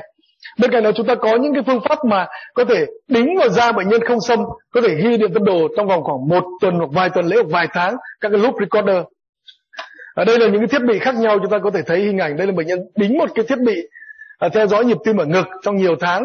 Đấy, đây chẳng hạn, hoặc đây chẳng hạn, thì chúng ta có thể có rất nhiều biện pháp để theo dõi cái nhịp tim dài hơn. Những thiết bị này chúng ta gọi là các loop recorder, các thiết bị máy ghi điện tâm đồ dán ở ngoài da, không xâm lấn. Đấy, không xâm lấn. Bên cạnh đó chúng ta có rất nhiều các thiết bị cấy ghép vào cơ thể, như là các máy tạo nhịp tim truyền thống, như là máy tạo nhịp tim 2 buồng, máy tạo nhịp tim 3 buồng, và các cái ICD, hay là các thiết bị chỉ đơn giản là cấy ghép vào dưới da để theo dõi các cái đoạn nhịp tim. Đấy. Và các thiết bị này theo thời gian bản thân nó phục vụ tạo nhịp hay là phá rung tự động vân vân, hay là một thiết bị chỉ đơn giản là cấy ghép vào cơ thể theo thời gian, giúp chúng ta có thể có rất nhiều bức tranh rất là quan trọng cho các bệnh nhân rối loạn nhịp tim và chẩn đoán được rất nhiều trường hợp rối loạn nhịp tim khó. Hiện nay chúng ta đã có một áo sốc điện là một cái wearable cardioverter defibrillator, thì thiết bị này cũng cho phép chúng ta theo dõi được cái điện tâm đồ bệnh nhân ít nhất là một chuyển đạo và có thể phân tích lại sau đó các rối loạn nhịp tim rất quan trọng, đặc biệt là các rối loạn nhịp thất nguy hiểm. Trong vòng khoảng 40 ngày sau nhồi máu cơ tim, chúng ta có rất nhiều thông tin quan trọng chỉ định của WCD là như vậy. Và hiện nay thì vai trò của các smartphone, chúng ta biết là các smartphone với rất nhiều cách nhận cảm khác nhau, nhiều trường hợp chỉ bằng là cái nháy cái mao mạch ở đầu tay có thể cho chúng ta biết được cái bao nhiêu lần tim đập và có thể cho những thông tin quan trọng. Rồi các cái đồng hồ thông minh với một cái điện cực khi mà đeo vào tay, đương nhiên là một cánh tay trái của chúng ta sẽ một điện cực. Khi chúng ta đặt một ngón tay thứ hai vào cái chỗ kim này chẳng hạn, thì chúng ta sẽ có chuyển đạo D1 và chúng ta sẽ ghi được điện tâm đồ, rất là thông minh đó. Và đây là một cái thiết bị mà chúng ta đã có tại Việt Nam cách đây một thời gian. Chúng tôi đã tiến hành một nghiên cứu, và khi mà bệnh nhân loạn nhịp thì đặt 2 tay lên cái bản cực này và sẽ ghi ra đầu điện thoại di động. Chúng tôi phân tích sau đó và chúng tôi đã xuất bản một bài báo trên tạp chí Tim mạch học Việt Nam cách đây không lâu. Thì trong số khoảng 60 bệnh nhân theo dõi thì tất cả các bệnh nhân rung nhĩ nó đều phát hiện được là rung nhĩ. Tất cả các bệnh nhân bình thường đều là bình thường, tuy nhiên máy vẫn bị nhầm lẫn một số trường hợp là ngoại âm thu thấp thì vẫn bị thành nhịp rung nhĩ. Tuy nhiên là như vậy trí tuệ nhân tạo là tốt, nhưng trí tuệ nhân tạo cũng nhiều lúc cũng cần có cái trí tuệ tự nhiên là con người tác động vào mới có thể chẩn đoán chính xác được. Đây là một thiết bị cấy ghép có thể phát hiện được các cái cơn rung nhĩ rất đơn giản. Chúng ta thấy một cái tần số tim không đều, mất sóng P. Nên khi mà đặt các cái thiết bị này chúng ta sẽ cố gắng có một phúc bầu QRS đầy đủ để chúng ta chẩn đoán rõ ràng hơn. Đây là một cái thuật toán khác để theo dõi là cái máy ghi điện tâm đồ, thiết bị cấy vào cơ thể. Nó có thể không ghi một điện tâm đồ chuyển đạo D1 chẳng hạn, nhưng mà trong trường hợp này những cái đoạn đầu tiên của băng giấy là cái thời gian chu kỳ của tim bệnh nhân khá là hàng định. Đây thể hiện lúc này là bệnh nhân đang nhịp xoang, cho nên mỗi nháp bóp vào tim khoảng 100.200 mili giây, tức là tương đương tần số tim bệnh nhân khoảng 55 chu kỳ phút, khá là ổn. Nhưng đến đây thì cái thời gian chu kỳ của bệnh nhân, thời gian chu kỳ tim của bệnh nhân nó thay đổi rất nhiều, nó nhún nhảy liên tục. Và điều này chỉ xảy ra trong cái gì ạ? Trong rung nhĩ mới có. Đấy chính là chúng ta phát hiện được cái cơn rung nhĩ. Rồi máy tạo nhịp 2 buồng, ngoài chức năng tạo nhịp chống nhịp chậm, nó có rất nhiều thông tin quan trọng để cho chúng ta ghi được. Trong trường hợp này chúng ta biết là 2 buồng thì cái điện cực ở tâm thất ghi được các cái nháp bóp thất không đến nỗi nhanh lắm, nhưng điện cực tầng nhĩ chúng ta thấy là rất nhiều các cái xung động rất nhanh và rất không đều tầng nhĩ. Như vậy thì bản chất một rối loạn nhịp mà tầng nhĩ rất nhanh và rất không đều, trong cái tầng thất chậm hơn, nó chỉ có thể là gì ạ? Có thể là rung nhĩ hoặc là một số cái nhanh cuồng nhĩ. Nhưng trong trường hợp này thì thời gian chu kỳ của tâm nhĩ rất khác nhau và chẩn đoán là rung nhĩ. Và hơn nữa là các cái máy tạo nhịp tim có thể chuyển các tín hiệu về cho người bác sĩ thực hành hàng ngày. Đây là một cái account của tôi trên Home Monitoring. Thì ta biết là hàng ngày chúng ta đã truy cập vào cái account này và các cái bệnh nhân theo dõi chúng ta. Chúng ta có vài chục bệnh nhân theo dõi bằng thiết bị này và có thể truyền thông tin mỗi 24 giờ một lần về chúng ta phân tích, không chỉ phân tích vào tần số tim, phần trăm tỷ lệ tạo nhịp, rồi các cái thông số về điện cực như là ngưỡng tạo nhịp rồi điện trở vân vân, mà còn cho chúng ta biết được cái trở kháng ngực của bệnh nhân như thế nào để dự đoán sớm bệnh nhân có suy tim hay không, để gọi bệnh nhân vào viện để chỉnh thuốc men như là lợi tiểu chẳng hạn. Phải rất là quan trọng. Và gần đây nữa chính là vai trò của các cái đồng hồ thông minh. Người ta biết tôi không phải là fan của Apple Watch, nhưng rõ ràng là Apple Watch đã đưa ra một cái thuật toán về ghi điện đồ rất rõ. Không biết là anh Quang mới có Apple Watch chưa? Đấy. Thì cái Apple Watch này đã có một cái nghiên cứu quan trọng là Apple Heart Study. Đấy. Và trên người ta đã enroll tới tận 419.297 bệnh nhân vào nghiên cứu này. Và tất cả bệnh nhân này đều đeo đồng hồ Apple Watch để phát hiện tần số tim. Và trong số này thì lọc ra một tỷ lệ nhất định các bệnh nhân có loạn nhịp, sau người ta sẽ so sánh với cái bản loop recorder để theo độ nhạy như thế nào. Thế kết quả cho thấy là Apple Watch cho thấy là trong khoảng 400.000 đối tượng đó thì 0,5% các bệnh nhân là có bất thường, nghi ngờ rung nhĩ. Thế trong số tất cả các bệnh nhân khoảng mấy ngàn bệnh nhân này lôi hết ra riêng ra lại vừa sử dụng Apple Watch vừa sử dụng cái bản loop recorder dán vào ngực. Và theo một thời gian theo dõi thấy là Apple Watch có giá trị dự báo dương tính 71% bệnh nhân rung nhĩ và 84% số lần thông báo rung nhĩ của đồng hồ Apple Watch là chính xác. Cho dù có thể hơi thô sơ trong giai đoạn này, nhưng trí tuệ nhân tạo có thể áp dụng trên một cộng đồng rộng lớn, có thể giúp chúng ta phát hiện rất nhiều bệnh nhân rung nhĩ không có triệu chứng hoặc chưa được bác sĩ phát hiện ra, rất giúp ích cho bệnh nhân. Câu hỏi cuối cùng quan trọng nữa là gì? Vậy thì cái việc theo dõi nhịp tim này có thay đổi tiên lượng hay không? Vì nếu nó không thay đổi tiên lượng thì nó chỉ là một trò chơi đắt tiền mà thôi. Đấy, thì đây là nghiên cứu cho thấy đây một cái bệnh nhân có rất cơn hồi về trong ngực rất nhiều ngày, không biết là bản chất là gì.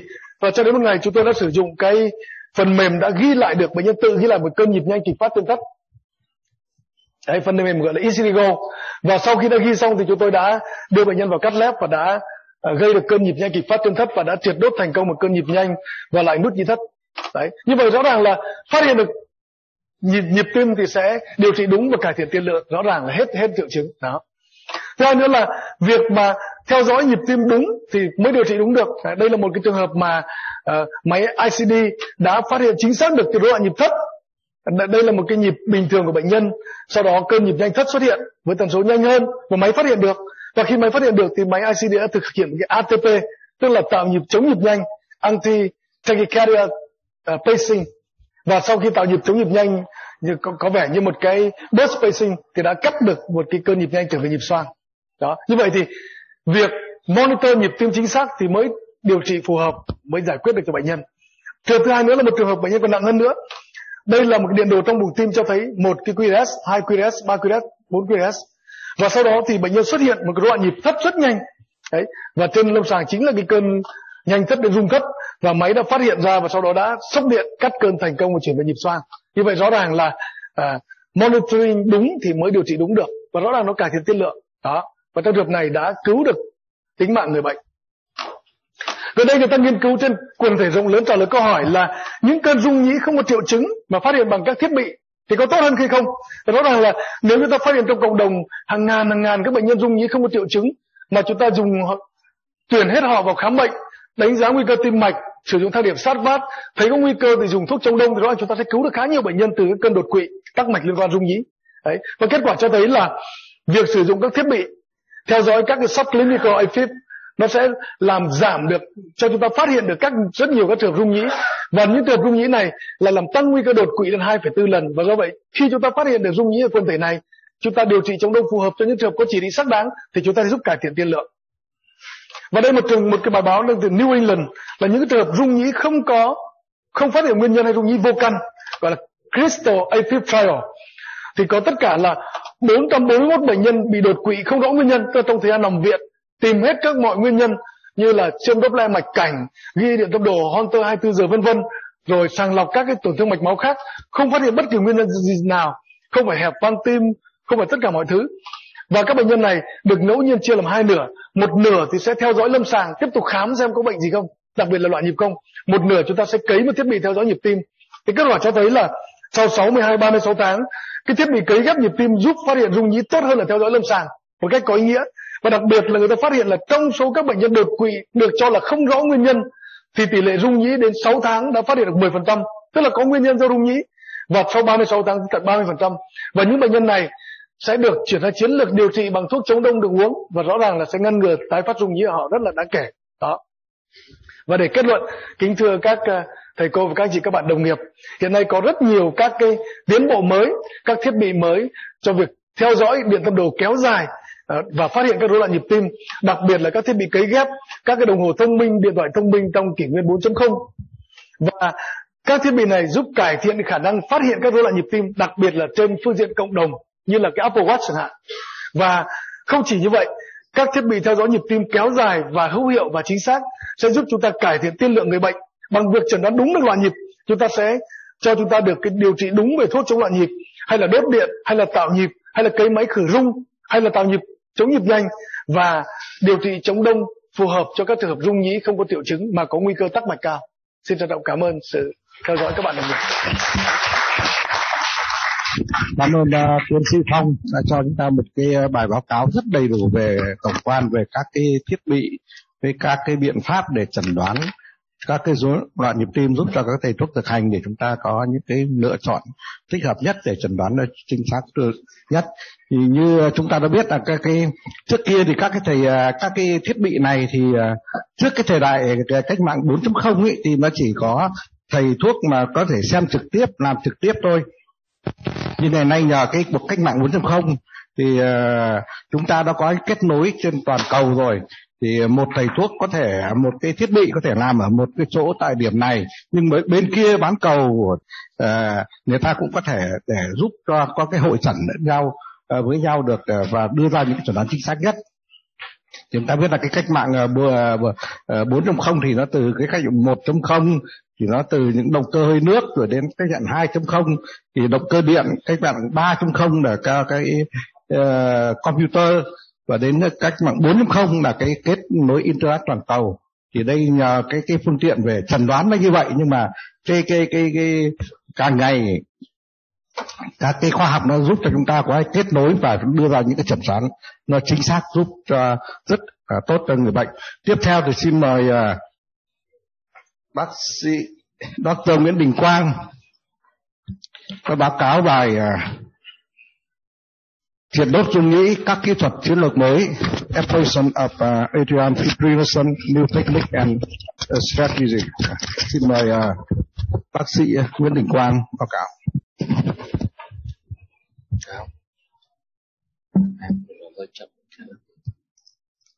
Okay. So, dear professors, dear chairman, and dear colleagues, so we go now to the important issue of the heart rhythm disturbances. So the diagnostic and treatment of atrial fibrillation, and my focus is on the catheter-based ablation of atrial fibrillation, new techniques and strategies. So you all know that the goal of ablative treatment of atrial fibrillation is till today the complete electrical isolation of the pulmonary veins. You see here the left atrium with the 4 pulmonary veins, and here the electrograms of laser catheter in the pulmonary vein, and these spikes are the pulmonary vein spikes that can trigger atrial fibrillation, and when you ablate the veins, these spikes are disappearing, so that's the sign for a complete electrical isolation of this vein. So to facilitate this procedure, there are balloon-guided pulmonary vein ablation catheters developed, and they are very established and frequently used. So why is it so? The balloon-guided pulmonary vein catheters, they are safe. They are safe, simple, fast, and effective. And so on the market there are 2 balloons available. The so-called cryo-balloon catheter, and the other catheter is the laser balloon. And the leader in the market is the cryo-balloon. It's spread all over the world, and it's a very safe and fast and simple approach. But today I want to have a little focus on the laser balloon, and because this year there's a new generation of the laser balloon, the so-called X3 third generation laser balloon. Here, you see here the laser balloon. Here, this is the balloon that you can inflate water in it, and inside there's an endoscope, and with this balloon in the pulmonary vein, you can put the laser lesions around the pulmonary vein ostium. So, this laser balloon allows directly endoscopic visualization of the pulmonary veins. It's a very thin endoscope, only 2 French thickness, and the new laser balloon is full automatic, rapid mode, allows continuous high-speed lesions, so you can isolate 1 PV in less than 5 minutes. These are fluoroscopy pictures of the laser balloon in the left superior pulmonary vein and left inferior pulmonary vein. You see here the big transeptal sheet here from the right atrium into the left atrium, and this is the inflated laser balloon in the pulmonary vein. So the highlight is this is the endoscopic view into the heart, into the pulmonary vein. You see here the blood in the pulmonary vein, and this is the blood here around in the left atrium. As you see here with the automatic mode, this is the laser pointer. With the automatic mode, the laser pointer goes automatically around this pulmonary vein ostium. Yeah. You see, 270 seconds. After 270 seconds, you have one circle around the pulmonary vein and have a very fast, very quickly isolation of the pulmonary vein. Yeah, and you see here, this laser spot goes automatically around this pulmonary vein ostium. And these are anatomical preparates, animal models of such an ablation. You see here that the ablation line is very thin and very narrow and very exact ablation line here. You cannot see any gaps here after ablation, after continuous ablation of the laser ablation. You see here porcine lesions in the porcine anatomical preparate. You see here very fine lesions. So that works. So these are some follow-up data of some European centers who uses the laser balloon. So here we are also here with more than 100%, and we have 1 year follow-up data from more than 80% success rate in sinus rhythm, and up to in long time follow-up to 3 and 4 years, more than 70% success rate, and that is a rather high success rate after ablation. So in the case of paroxysmal atrial fibrillation, pulmonary vein isolation in our time, this is a clear history. But what are the long-term success rate of persistent atrial fibrillation? You see a large meta-analysis of 19 trials, more than 6,000 patients. You see here non-paroxysmal atrial fibrillation, and the late single procedure success in non-paroxysmal or persistent or low persistent atrial fibrillation is only 40%. Only 40% success rate. Why is it so? So when you look at atrial fibrillation as the disease, atrial fibrillation is the progressive disease. And so that gives us a rationale for maybe early stage or first-line therapy of atrial fibrillation. You all know that here, from moving from paroxysmal to persistent to permanent stadium of the disease. You see here the role of the pulmonary vein as a trigger of the atrial fibrillation is decreasing, and the role of muscle and scar, the role of the left atrium itself is increasing, and the role of muscle and scar that means something like an atrial remodeling or some kind of atrial fibrosis. We'll go deeper in this in the next slides. So atrial fibrillation is a progressive disease, and here an overview of some data that shows us this issue. Yeah? Here, Cato, 77% progression over 14 years. Here, 8.6 and 24.7% transition to a persistent stage in 1 or respective 5 years.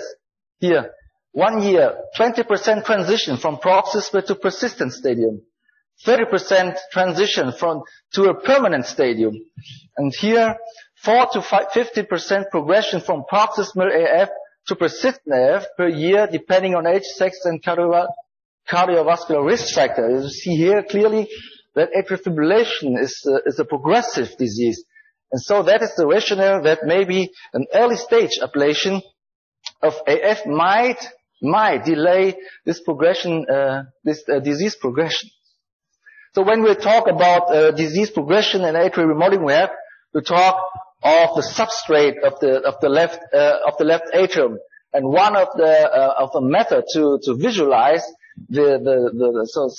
so-called fibrosis of the left atrium is the MRI. And so from the Utah group from Marouche, they have published several publications about left atrium and MRI detected atrial fibrosis, and they have developed and have published the so-called DCAF the DCAF trial. The DCAF trial is a trial which have investigated the outcome after catheter ablation depending on the stage of atrial fibrosis. And Marouche have developed 4 stages of atrial fibrosis. He called it the Utah stage, and you have the Utah stage 1 and the Utah stage 2, 3, and 4. And 1 means that there's less than 10% of atrial wall is involved in atrial fibrosis, and stage 4 is a very severe stadium, is more than 30% of atrial wall having fibrosis detected in an MRI. So that is the results of the DCAF trial. You see here arrhythmia recurrence proportion. So there are 4 curves of the success rate, the outcome after catheter ablation in patients with the different stages of atrial fibrosis. As you see here clearly that the patients in stage 1, these are the most healthy patients without atrial, without less than 10% of atrial fibrosis. They do much better. They have low recurrence rates. And worse are the patients with stage 4 atrial fibrosis and more than 30% fibrosis. They have more than 60% recurrence rate after catheter ablation. So Marouche found out that some kind of remote atrial fibrosis has influenced outcome to success rate of catheter ablation. So we have this MRI data concerning the fibrosis, but you all know that to do an MRI in the clinical routine, it's not a routine, yeah. It's a complex procedure, and there are some publications who want to correlate functional data with the morphologic detected atrial fibrosis. So this is interesting publication that have correlate the atrial fibrosis that detected by MRI with this strain, with the strain and strain rate, and they have seen a pretty correlation about strain rate and the MRI detected atrial fibrosis. So the conclusion of this work was that LA wall fibrosis by delayed enhancement MRI is inversely related to LS strain and strain rate, and these are related to the F burden. That means that in the clinical routine, where with the echo, with the strain and strain rate, we have a very fast assessment, maybe fast assessment of atrial function and also assessment of the atrial structural remodeling. So now we have here the morphologic changes here in MRI and the functional. What about we are electrophysiologists, what about the electrical information of the atrium? So this is an so-called left atrial voltage map of the left atrium. We've done it invasively with catheter advanced in the left atrium. And with this multi-electrode catheter, we can record the electrical voltage at the left atrial tissue. And this is coded in colors. And you see here the purple colors also means that this is healthy tissue, and the red, green, and blue means that there's a low and decreased voltage in this area. So it means there's no healthy tissue, a sick issue. There might be fibrosis that can induce or maintain the atrial fibrillation. So we have this electrical data, and can we also correlate the electrical data with the functional data in echo? And there's a nice publication here in 2016 have investigated the progression of atrial remodeling in patients with high burden atrial fibrillation, implications for early ablative treatment. And the interesting issue of this work is that they have correlate strain, total strain with mean voltage and low voltage. After they have done the strain of the left atrium and have done an invasive electrical study, electrophysiological study, and could have could have a correlation between strain and mean voltage and strain and low voltage. That means that the more low voltage you have, the strain is decreasing with more low voltage. So this is a nice correlation between the electrical remodeling of the left atrium with functional echocardiographic parameters. And so after ablation in this group of patients who have structural remodeling in the left atrium, some functional parameters is improved. So that's so something like reverse remodeling after catheter ablation.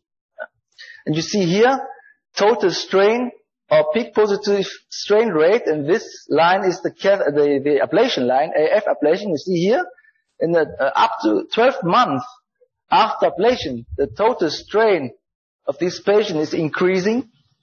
And also the peak positive strain rate is increasing, while the medical treatment is decreasing here. Medical treatment decreasing, and control group is stable here. Control group is stable. So this shows us that that's one sign of maybe that some reverse remodeling after catheter ablation is maybe possible. Possible. Now I want to show you one example of a patient of our clinic. So that was a female patient, 52 years old, and she has a very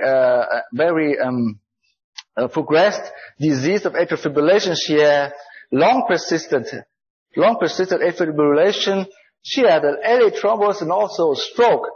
And in the time of admission in the hospital, she had an left ventricular ejection fraction from 27% and the large left ventricle. And you see here a very enlarged left atrium, enlarged left ventricle here. And 2 months after this, after trying to have some rate control, the app is slightly increasing from 27% to 34%. You see here also, it's still enlarged left atrium. You're still enlarged left atrium, but the heart rate is decreased from 106 to about 90 beats per minute. So after maintaining sinus rhythm with a catheter ablation, with the vein ablation of the patient, you see here, here's a sinus rhythm EKG. The left ventricular ejection fraction is continuing increasing to 43%. And see here, the left atrium is decreasing the size. This is a smaller size of the left atrium comparing to the left atrium during atrial fibrillation. And after additional 1 month after catheter ablation, so you have here nearly preserved ejection fraction from 53% and a very small left atrium. So this is one of signs that after maintaining sinus rhythm, there might be something like reverse remodeling. And now looking at the mitral valve inflow profile, you see here shortly after catheter ablation, you have sinus rhythm, and this is the inflow profile. You see here, this is some kind of atrial sun. We see no A wave, no atrial contribution at this time of examination. And after 1 month, where the patient is still remaining in sinus rhythm, you see here when the E wave, and here an increasing A wave. So here the left atrium is coming now in this patient. It's coming now in this patient. You see here that the atrial contribution is now there, and so the patient, they will profit from the sinus rhythm. So how to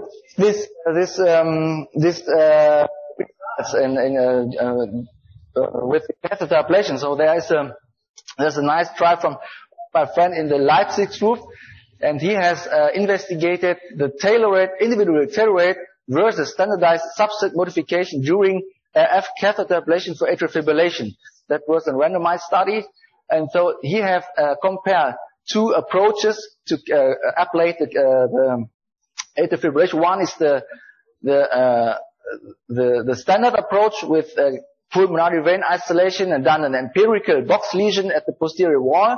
And the other case is an individually substrate ablation after identified low voltage area. So that was an example, one of the patient. You have here the pulmonary vein isolation, and when you have here low voltage at the posterior wall, you do some additional lesions at the identified low voltage areas. And that was the result of this study. Here are patients with the individualized substrate modification, and you see here they have much better results after ablation. You see here 68% in sinus rhythm arrhythmia free after the follow-up period, and here are the patients with only the standardized substrate modification. They have only about 40% success rate. That means that the approach with identification of low voltage area and specifically ablation of these low voltage areas might be favorable. So at the end of my talk, in line of these findings to now, and then at the end of my talk, I want to show you one short study which was presented by Professor Cook on the last ESC meeting in Paris this year. And that was the so-called test trial. It was a catheter ablation can delay progression from paroxysmal to persistent atrial fibrillation. So that was the study design. Patients were included with paroxysmal atrial fibrillations, and they were dividing in the PVI group, the radio frequency ablation group, and then to antiarrhythmic drug therapy group. Yeah. And so that was the results. They had investigated so the rate of the progression from paroxysmal to a persistent stadium, and they found a significantly lower rate of persistent AF or atrial tachycardia with ablation than with antiarrhythmic drug therapy. You see here the proportion of patients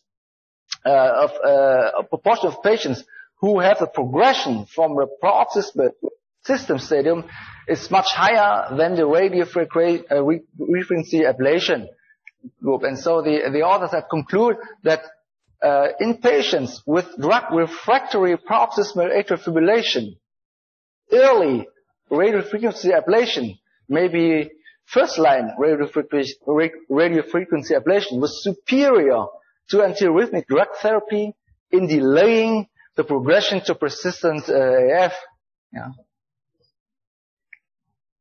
So, dear colleagues, at the end of my talk, I want to summarize that balloon-guided pulmonary vein isolation with cryoballoon and laser balloon is fast, safe, and efficient. The new laser balloon, generation 3, allows very rapid pulmonary vein isolation with full automatic mode and with good outcome. Determination of left atrial structural and functional remodeling may predict outcome of catheter ablation. Individually tailored substrate modification after definition of left atrial low voltage areas may be favorable to achieve improved outcome after catheter ablation.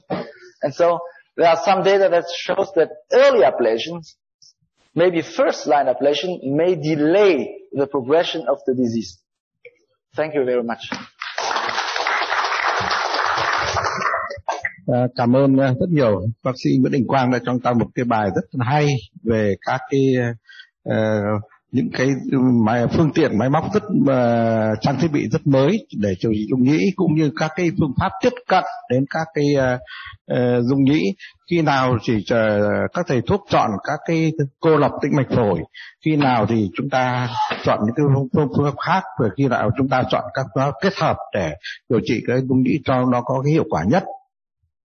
Thì chỗ anh Quang thì chúng là một cái trung tâm mà có rất nhiều, anh có rất nhiều các cái kinh nghiệm trong cái điều trị cái dung nhĩ này, và chúng là Viện Tim Mạch cũng đã cử rất nhiều các đoàn bác sĩ được đến chỗ anh Quang học, và anh đã rất nhiệt tình và chỉ bảo cho những cái, và bây giờ các bác sĩ của chúng ta cũng đã có tiếp cận được một phần thôi.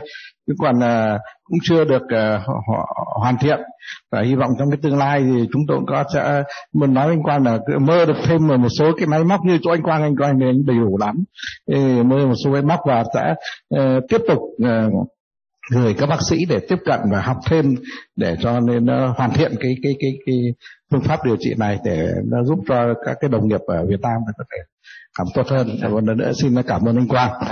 Và tiếp theo thì next we would like to invite Professor Bonham to present the topic Cardiac Implantable Device Therapy update in 2019.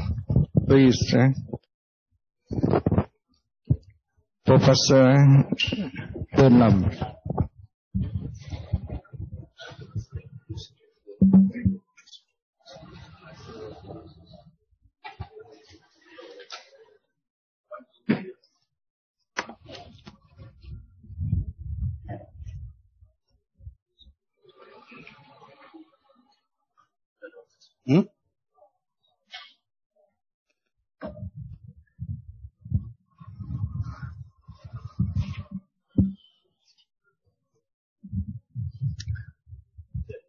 We wait.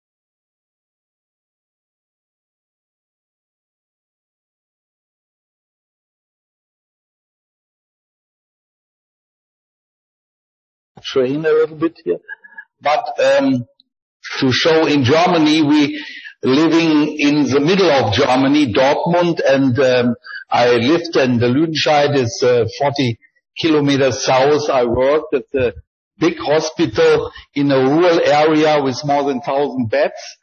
We make more than 5,000 invasive procedures in the cardiology. But more known, maybe, is a very well-known soccer team of Borussia Dortmund.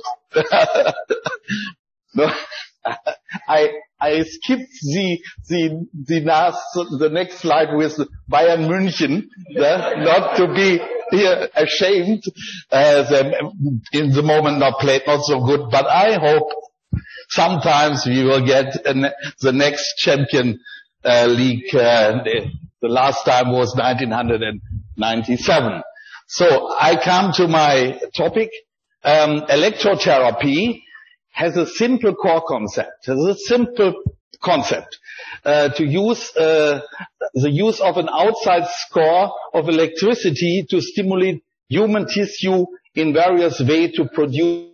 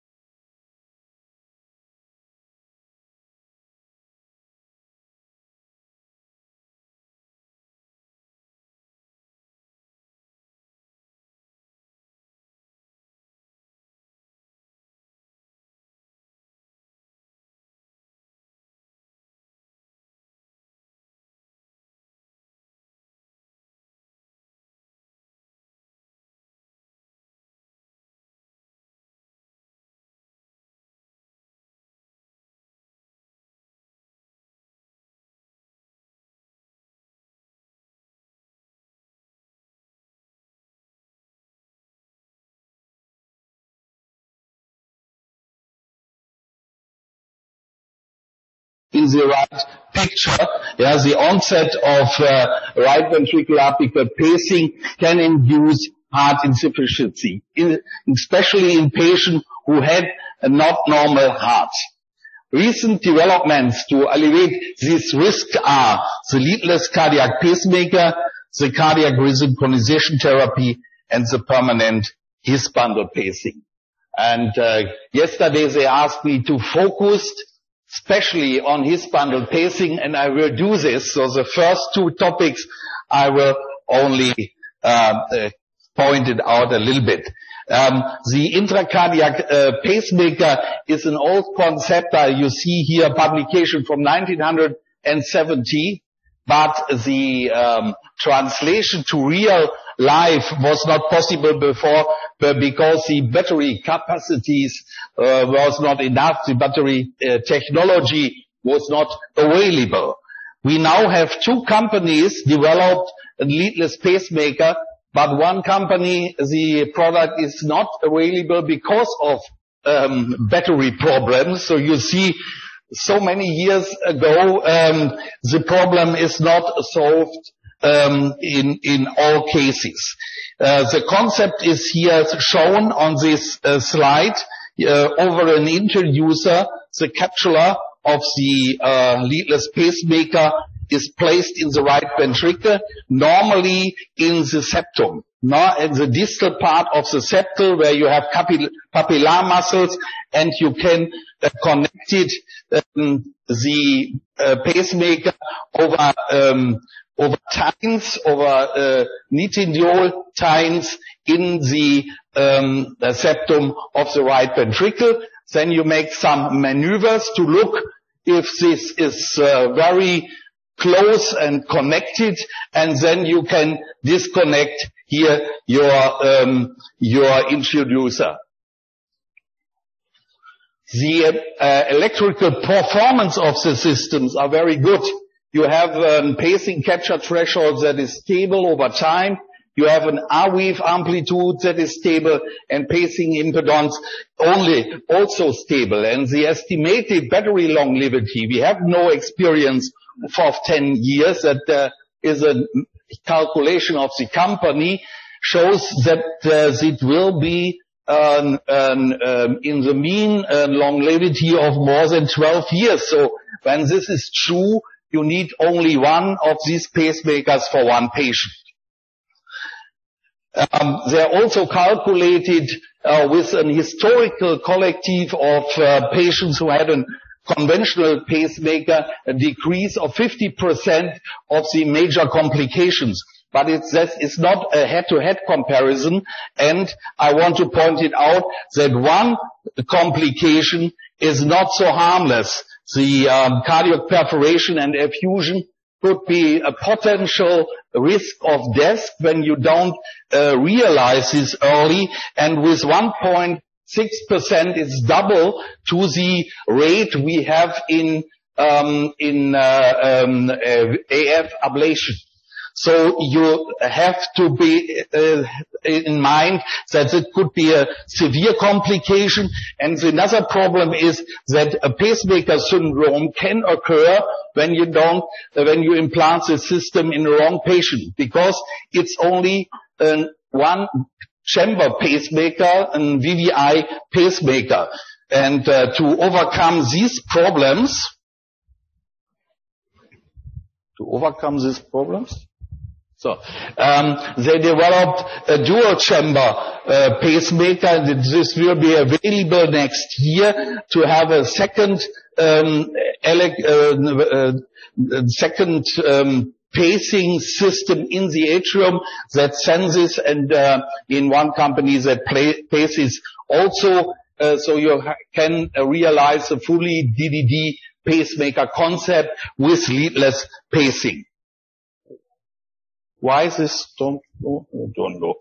So, together with subcutaneous ICT system, you can realize also an anti-tachycardia pacing with a leadless pacemaker system, and subcutaneous ICD is important concept because the fracture rate of ICD electrodes is double to the fracture rate of the normal conventional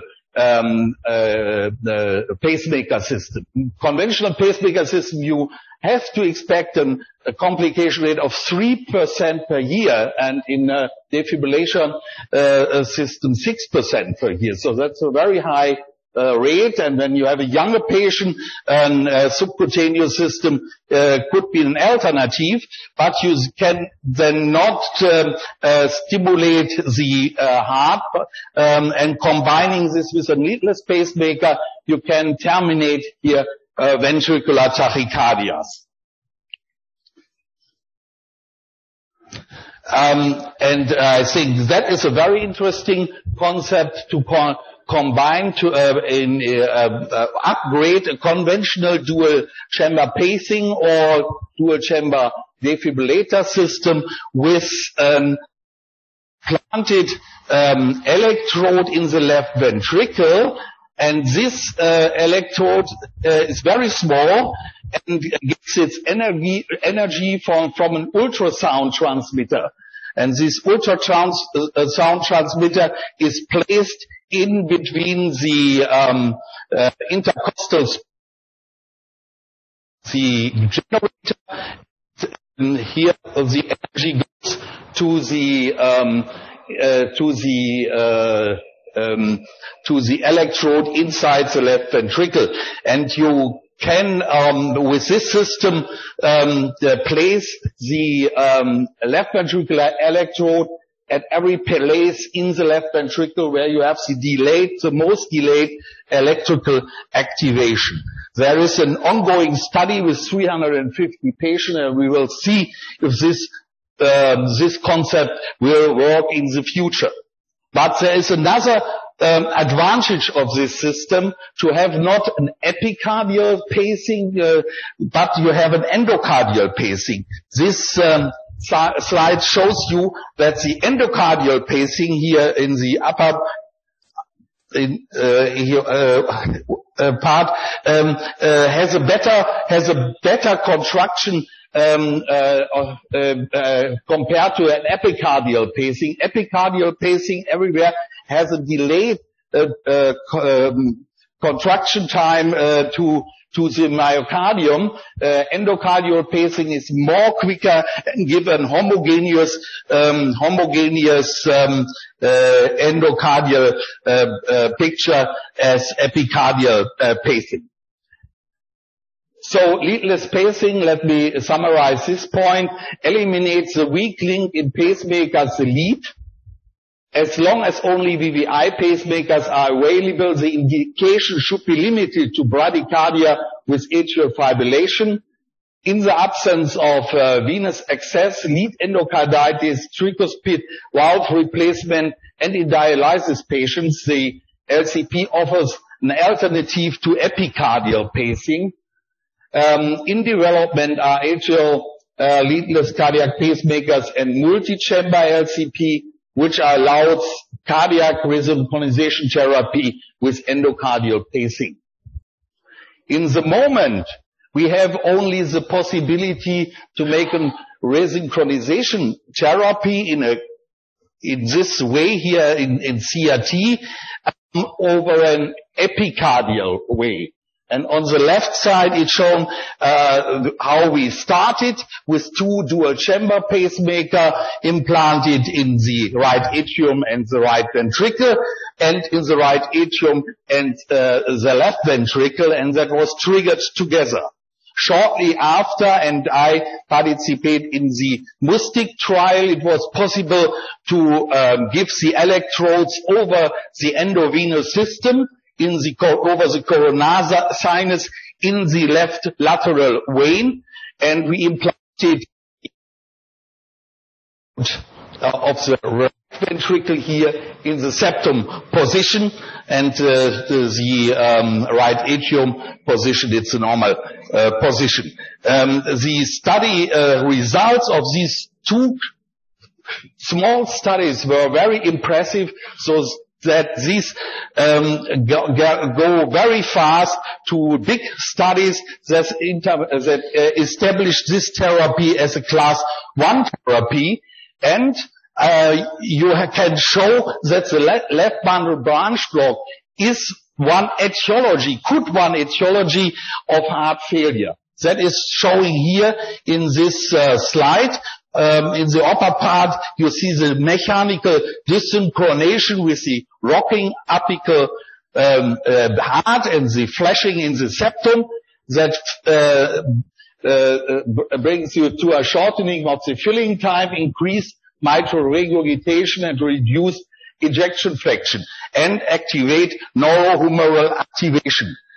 Down in this part you see the cardiac resynchronization therapy. That is an example of a live demonstration immediately after placing the left ventricular electrode. And remember these two videos when I show you at the end the examples with his bundle stimulation. You will find the same change in the contraction. But the established therapy in the moment is the cardiac resynchronization therapy. So I want to point it out. What is in class 1 indication? Class 1 indication is when you have a left bundle branch block with a QRS duration of more than 150 milliseconds as a level of evidence A, and level of evidence B when this duration is between 120 and 130 in these guidelines, but it is changed in the guidelines of heart failure, where it is increased to 130. The non-left bundle branch patients had a 2-1 indication when it's really a broad QRS complex, more than 150 milliseconds, and they decreased the indication of these patients who had not a small, they had an intermediate QRS duration of 120 to 150, down to a 2B indication. So you have really remember this, that it is a very limited indication. And new in this guidelines is establishing a class 3 indication of for patients who have a small QRS complex.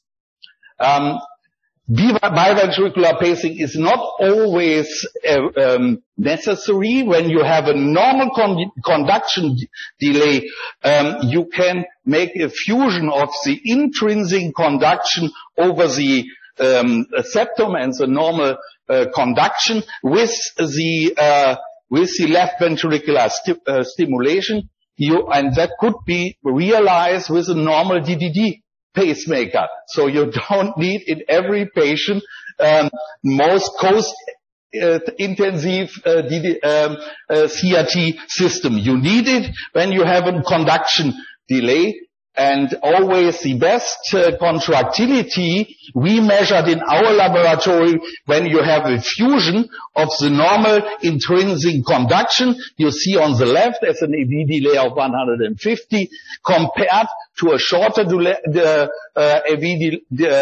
delay when you have a more pre-exciting of the left ventricle. And you see that the QRS complex changed, and will be broader when you have more and more predominant left ventricular stimulation. The left one has the best hemodynamic success. Fusion pacing is the target of biventricular pacing. So let me summarize the points to biventricular pacing. Chronic right ventricular pacing can lead to serious adverse consequences, such as adverse ventricular remodeling and heart failure.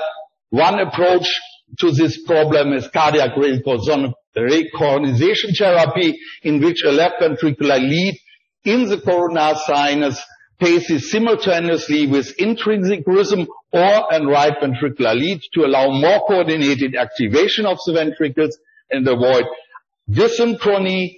CRT has proven to be valuable in patients with systolic heart failure with conduction disease manifested as prolonged QRS duration, usually as left bundle branch block. Multiple trials have shown that CRT improves cardiac function, New York heart class, quality of life, exercise capacity, and most importantly, survival and heart failure hospitalization.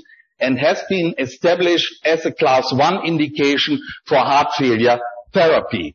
And now I show you an alternative. An alternative is not so new as someone thinks. Here is an example of dashboard published in 2000 in a patient before an AV nodal ablation is done. Here you see the ablation catheter. Here you see the pacemaker catheter and a mapping catheter. And when you compare all the leads, all 12 leads in intrinsic rhythm and in paced rhythm, you will find that there is identical QRS morphology.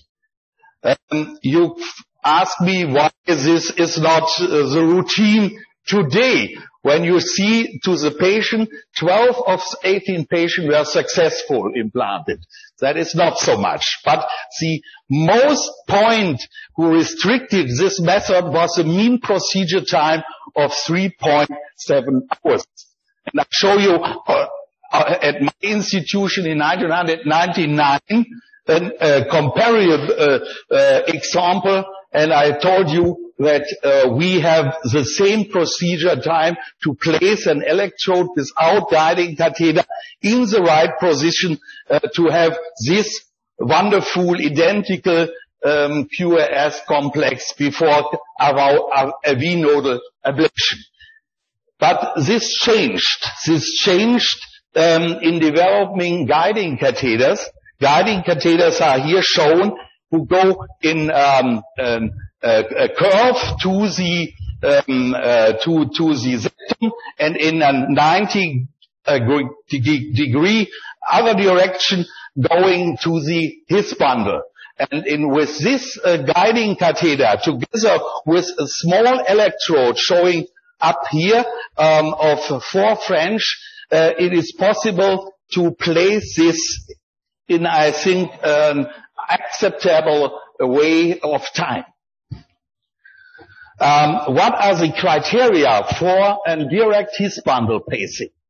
The first criteria I show you, that is the identical pace complex with the intrinsic rhythm, best in 12 of 12 leads. The second is that you have an identical interval between his potential and the beginning of the QRS complex and the stimulus and the QRS complex.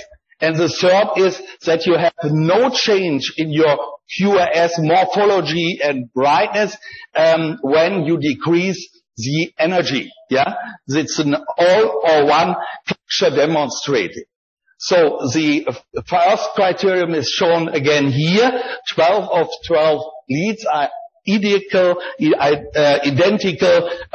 with the intrinsic rhythm on the left side, on the right side, the stimulated QRS complex.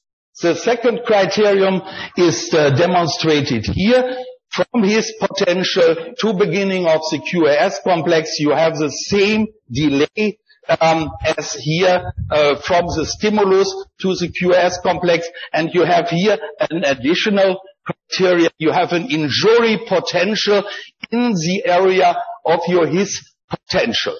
On the right side, you see an isoelectric zone between the stimulus and the beginning of the QRS complex. So with this, you have the criteria 2, and the criteria 3 is shown here. When you're decreasing the threshold, you lost your capture, and you have also an identical QRS complex with the stimulated one. On the right side, you see a phenomenon that is parahysteron pacing. When you increase the energy, you can find often that the QRS complex broadened, that changed the morphology, because you now parts of the myocardium besides the specific conduction system. You see it here on the right. So there are up to date, no prospective randomized studies, but we have one study that compared the experience in one city One big hospital implanted conventional, one implanted at the same time the patient with hinge bundle stimulation. And the first endpoint of this comparison study was all-cause mortality, first episode of heart failure, hospitalization or upgrade to CRT. And the second are the endpoints, all-cause mortality and heart failure hospitalization. The indication were not different. And they implanted here 765 patients. Of interest is here the success rate for his bundle stimulation of 92%. I think that is for the beginning a good result. We have not a better result in beginning with CRT stimulation in the beginning of this century. Interesting is also that with conventional pacing, they are not only included the patient with apical pacing, but also with non-apical pacing. And here are the results for the complete group. The primary outcome is significantly reduced with biventricular with his bundle stimulation compared with conventional pacing, and that is also true for the endpoints, all-cause mortality and heart failure hospitalization. So I think that must be proven in a prospective randomized study, but I think that's a very interesting result, these methods. So I added 2 case reports for you. That's 75 men with atrial fibrillation and symptomatic bradycardia. He had a carriage, he had a TAVI, he had an ejection fraction of 30-35%, and he had a left bundle branch block with a duration of 194 milliseconds.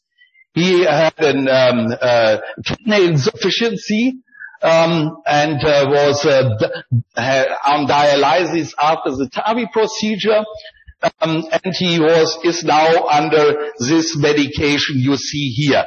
The patient don't want an ICD and don't want any contrast agent. So my question is now, I show you all the possibilities of modern cardiac pacing. What can we do? Implant the left ventricular electrode without contrast media? Possible, yeah, but requires more luck than experience. Yeah, that's my epicard left ventricular electrode, potential complication, and you must find a heart surgeon who convince it. We make it by ourselves, so we have not to be convinced, but I see it often that you have in long discussions find a surgeon. VVI pacemaker or a leadless cardiac pacemaker. Oh, I show you that under poor right ventricular stimulation, the left ventricular function will certainly deteriorate, so that is not a real alternative. There is a better way to do it. Find it. That, I think, is a very good mission for us. And yes, I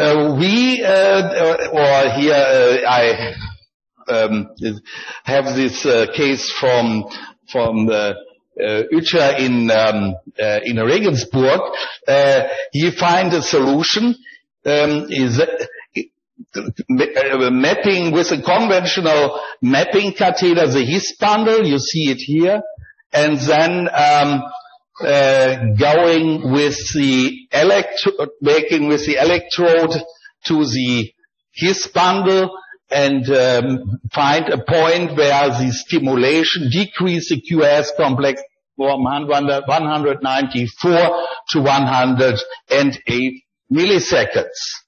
And that will here, interesting, Wolfgang Feske, that's the echo comparison with his bundle stimulation and without his bundle stimulation. You see that the rocking heart is disappearing, but very impressive. You see that the mitral regurgitation decrease. Yeah. So that is also an old information we have. Al-Sharif here in his work of 1978 described that the inside his bundle going parallel, and that is also described by Sharif and James. With the James bundle, yeah, that's a parallel structure, that's not a mixture inside, that's a parallel structures, and here it must be possible to stimulate distal the block to treat this disease. Here's a sign of the RV node, and you see the most part of the RV node is located in the right atrium. Yeah, so you can place these electrodes from the right atrium a little bit nearby the tricuspid valve to then make a distal his bundle stimulation, and here you show the placement of the electrode over the guiding catheter. The stimulation of the his bundle is possible in left bundle branch on two ways. One way is to increase the energy and hope that the energy find a way to the specific system that I show here. On the right side, when you go distal to the block, you can stimulate directly the his bundle with a low energy. Yeah, these two possibilities are given. For energy aspects and physiological aspects, I would prefer the right one, but I tell you this is not always possible, so you need for some patients relative high stimulation rate for realize the his bundle stimulation. The second case is here, a 56 male with dilated cardiomyopathy. 5 years ago, the first diagnosis, now in NHIP class 3, ejection fraction 28%. Optical medical therapy, and you see here around the branch block of 172 milliseconds. Also rocking heart, and here you see also the placement of the electrode distal the blockation, and here the when you stimulate in this area. Here is a comparison of the broad QRS complex and the QRS complex when you make a selective his bundle stimulation, and that is really in the distal part with a threshold of 0.75 volt. Here another example I want to show you, because you can very good compare the echo data before the his bundle stimulation, and that 6 weeks after his bundle stimulation you have a decrease of the end diastolic diameter and increase of the ejection fraction. That is completely comparison to CRT therapy. There are works that show that possible the his bundle stimulation has advantage over CRT therapy. That shows here the endocardial maps here with left bundle, with his bundle pacing. It's more homogeneous than with biventricular pacing, and measuring the reduction of activation time. The his bundle stimulation is better than the CRT therapy. But to answer this question from Ann Curtis, will his bundle pacing make cardiac resynchronization therapy obsolete? We have to wait. We have to have head-to-head comparison studies showing the long stability, showing how effective it is in the field to make in his bundle stimulation and so on. But I think that is a promising concept to can realize with a normal DDD pacemaker. So let me conclude my topic to his bundle pacing. His bundle pacing leads to a fast and efficient activation of the ventricles through the his-Purkinje network. Patient with a V-block and a narrow QRS complex may be the ideal candidates for his bundle pacing. I would say in the beginning, when you start after nodal ablation, these are the ideal patients. And in small studies, his bundle pacing had shown to reduce cardiac hospitalization and mortality compared to apical cardiac pacing. His bundle has also the capability to be effective in patients with left bundle branch block, but further studies have to clarify the significance of his bundle pacing compared to right ventricular pacing and in resynchronization therapy compared to CRT. And with this, my last slide, I want to thank the audience for the attention. Thank you.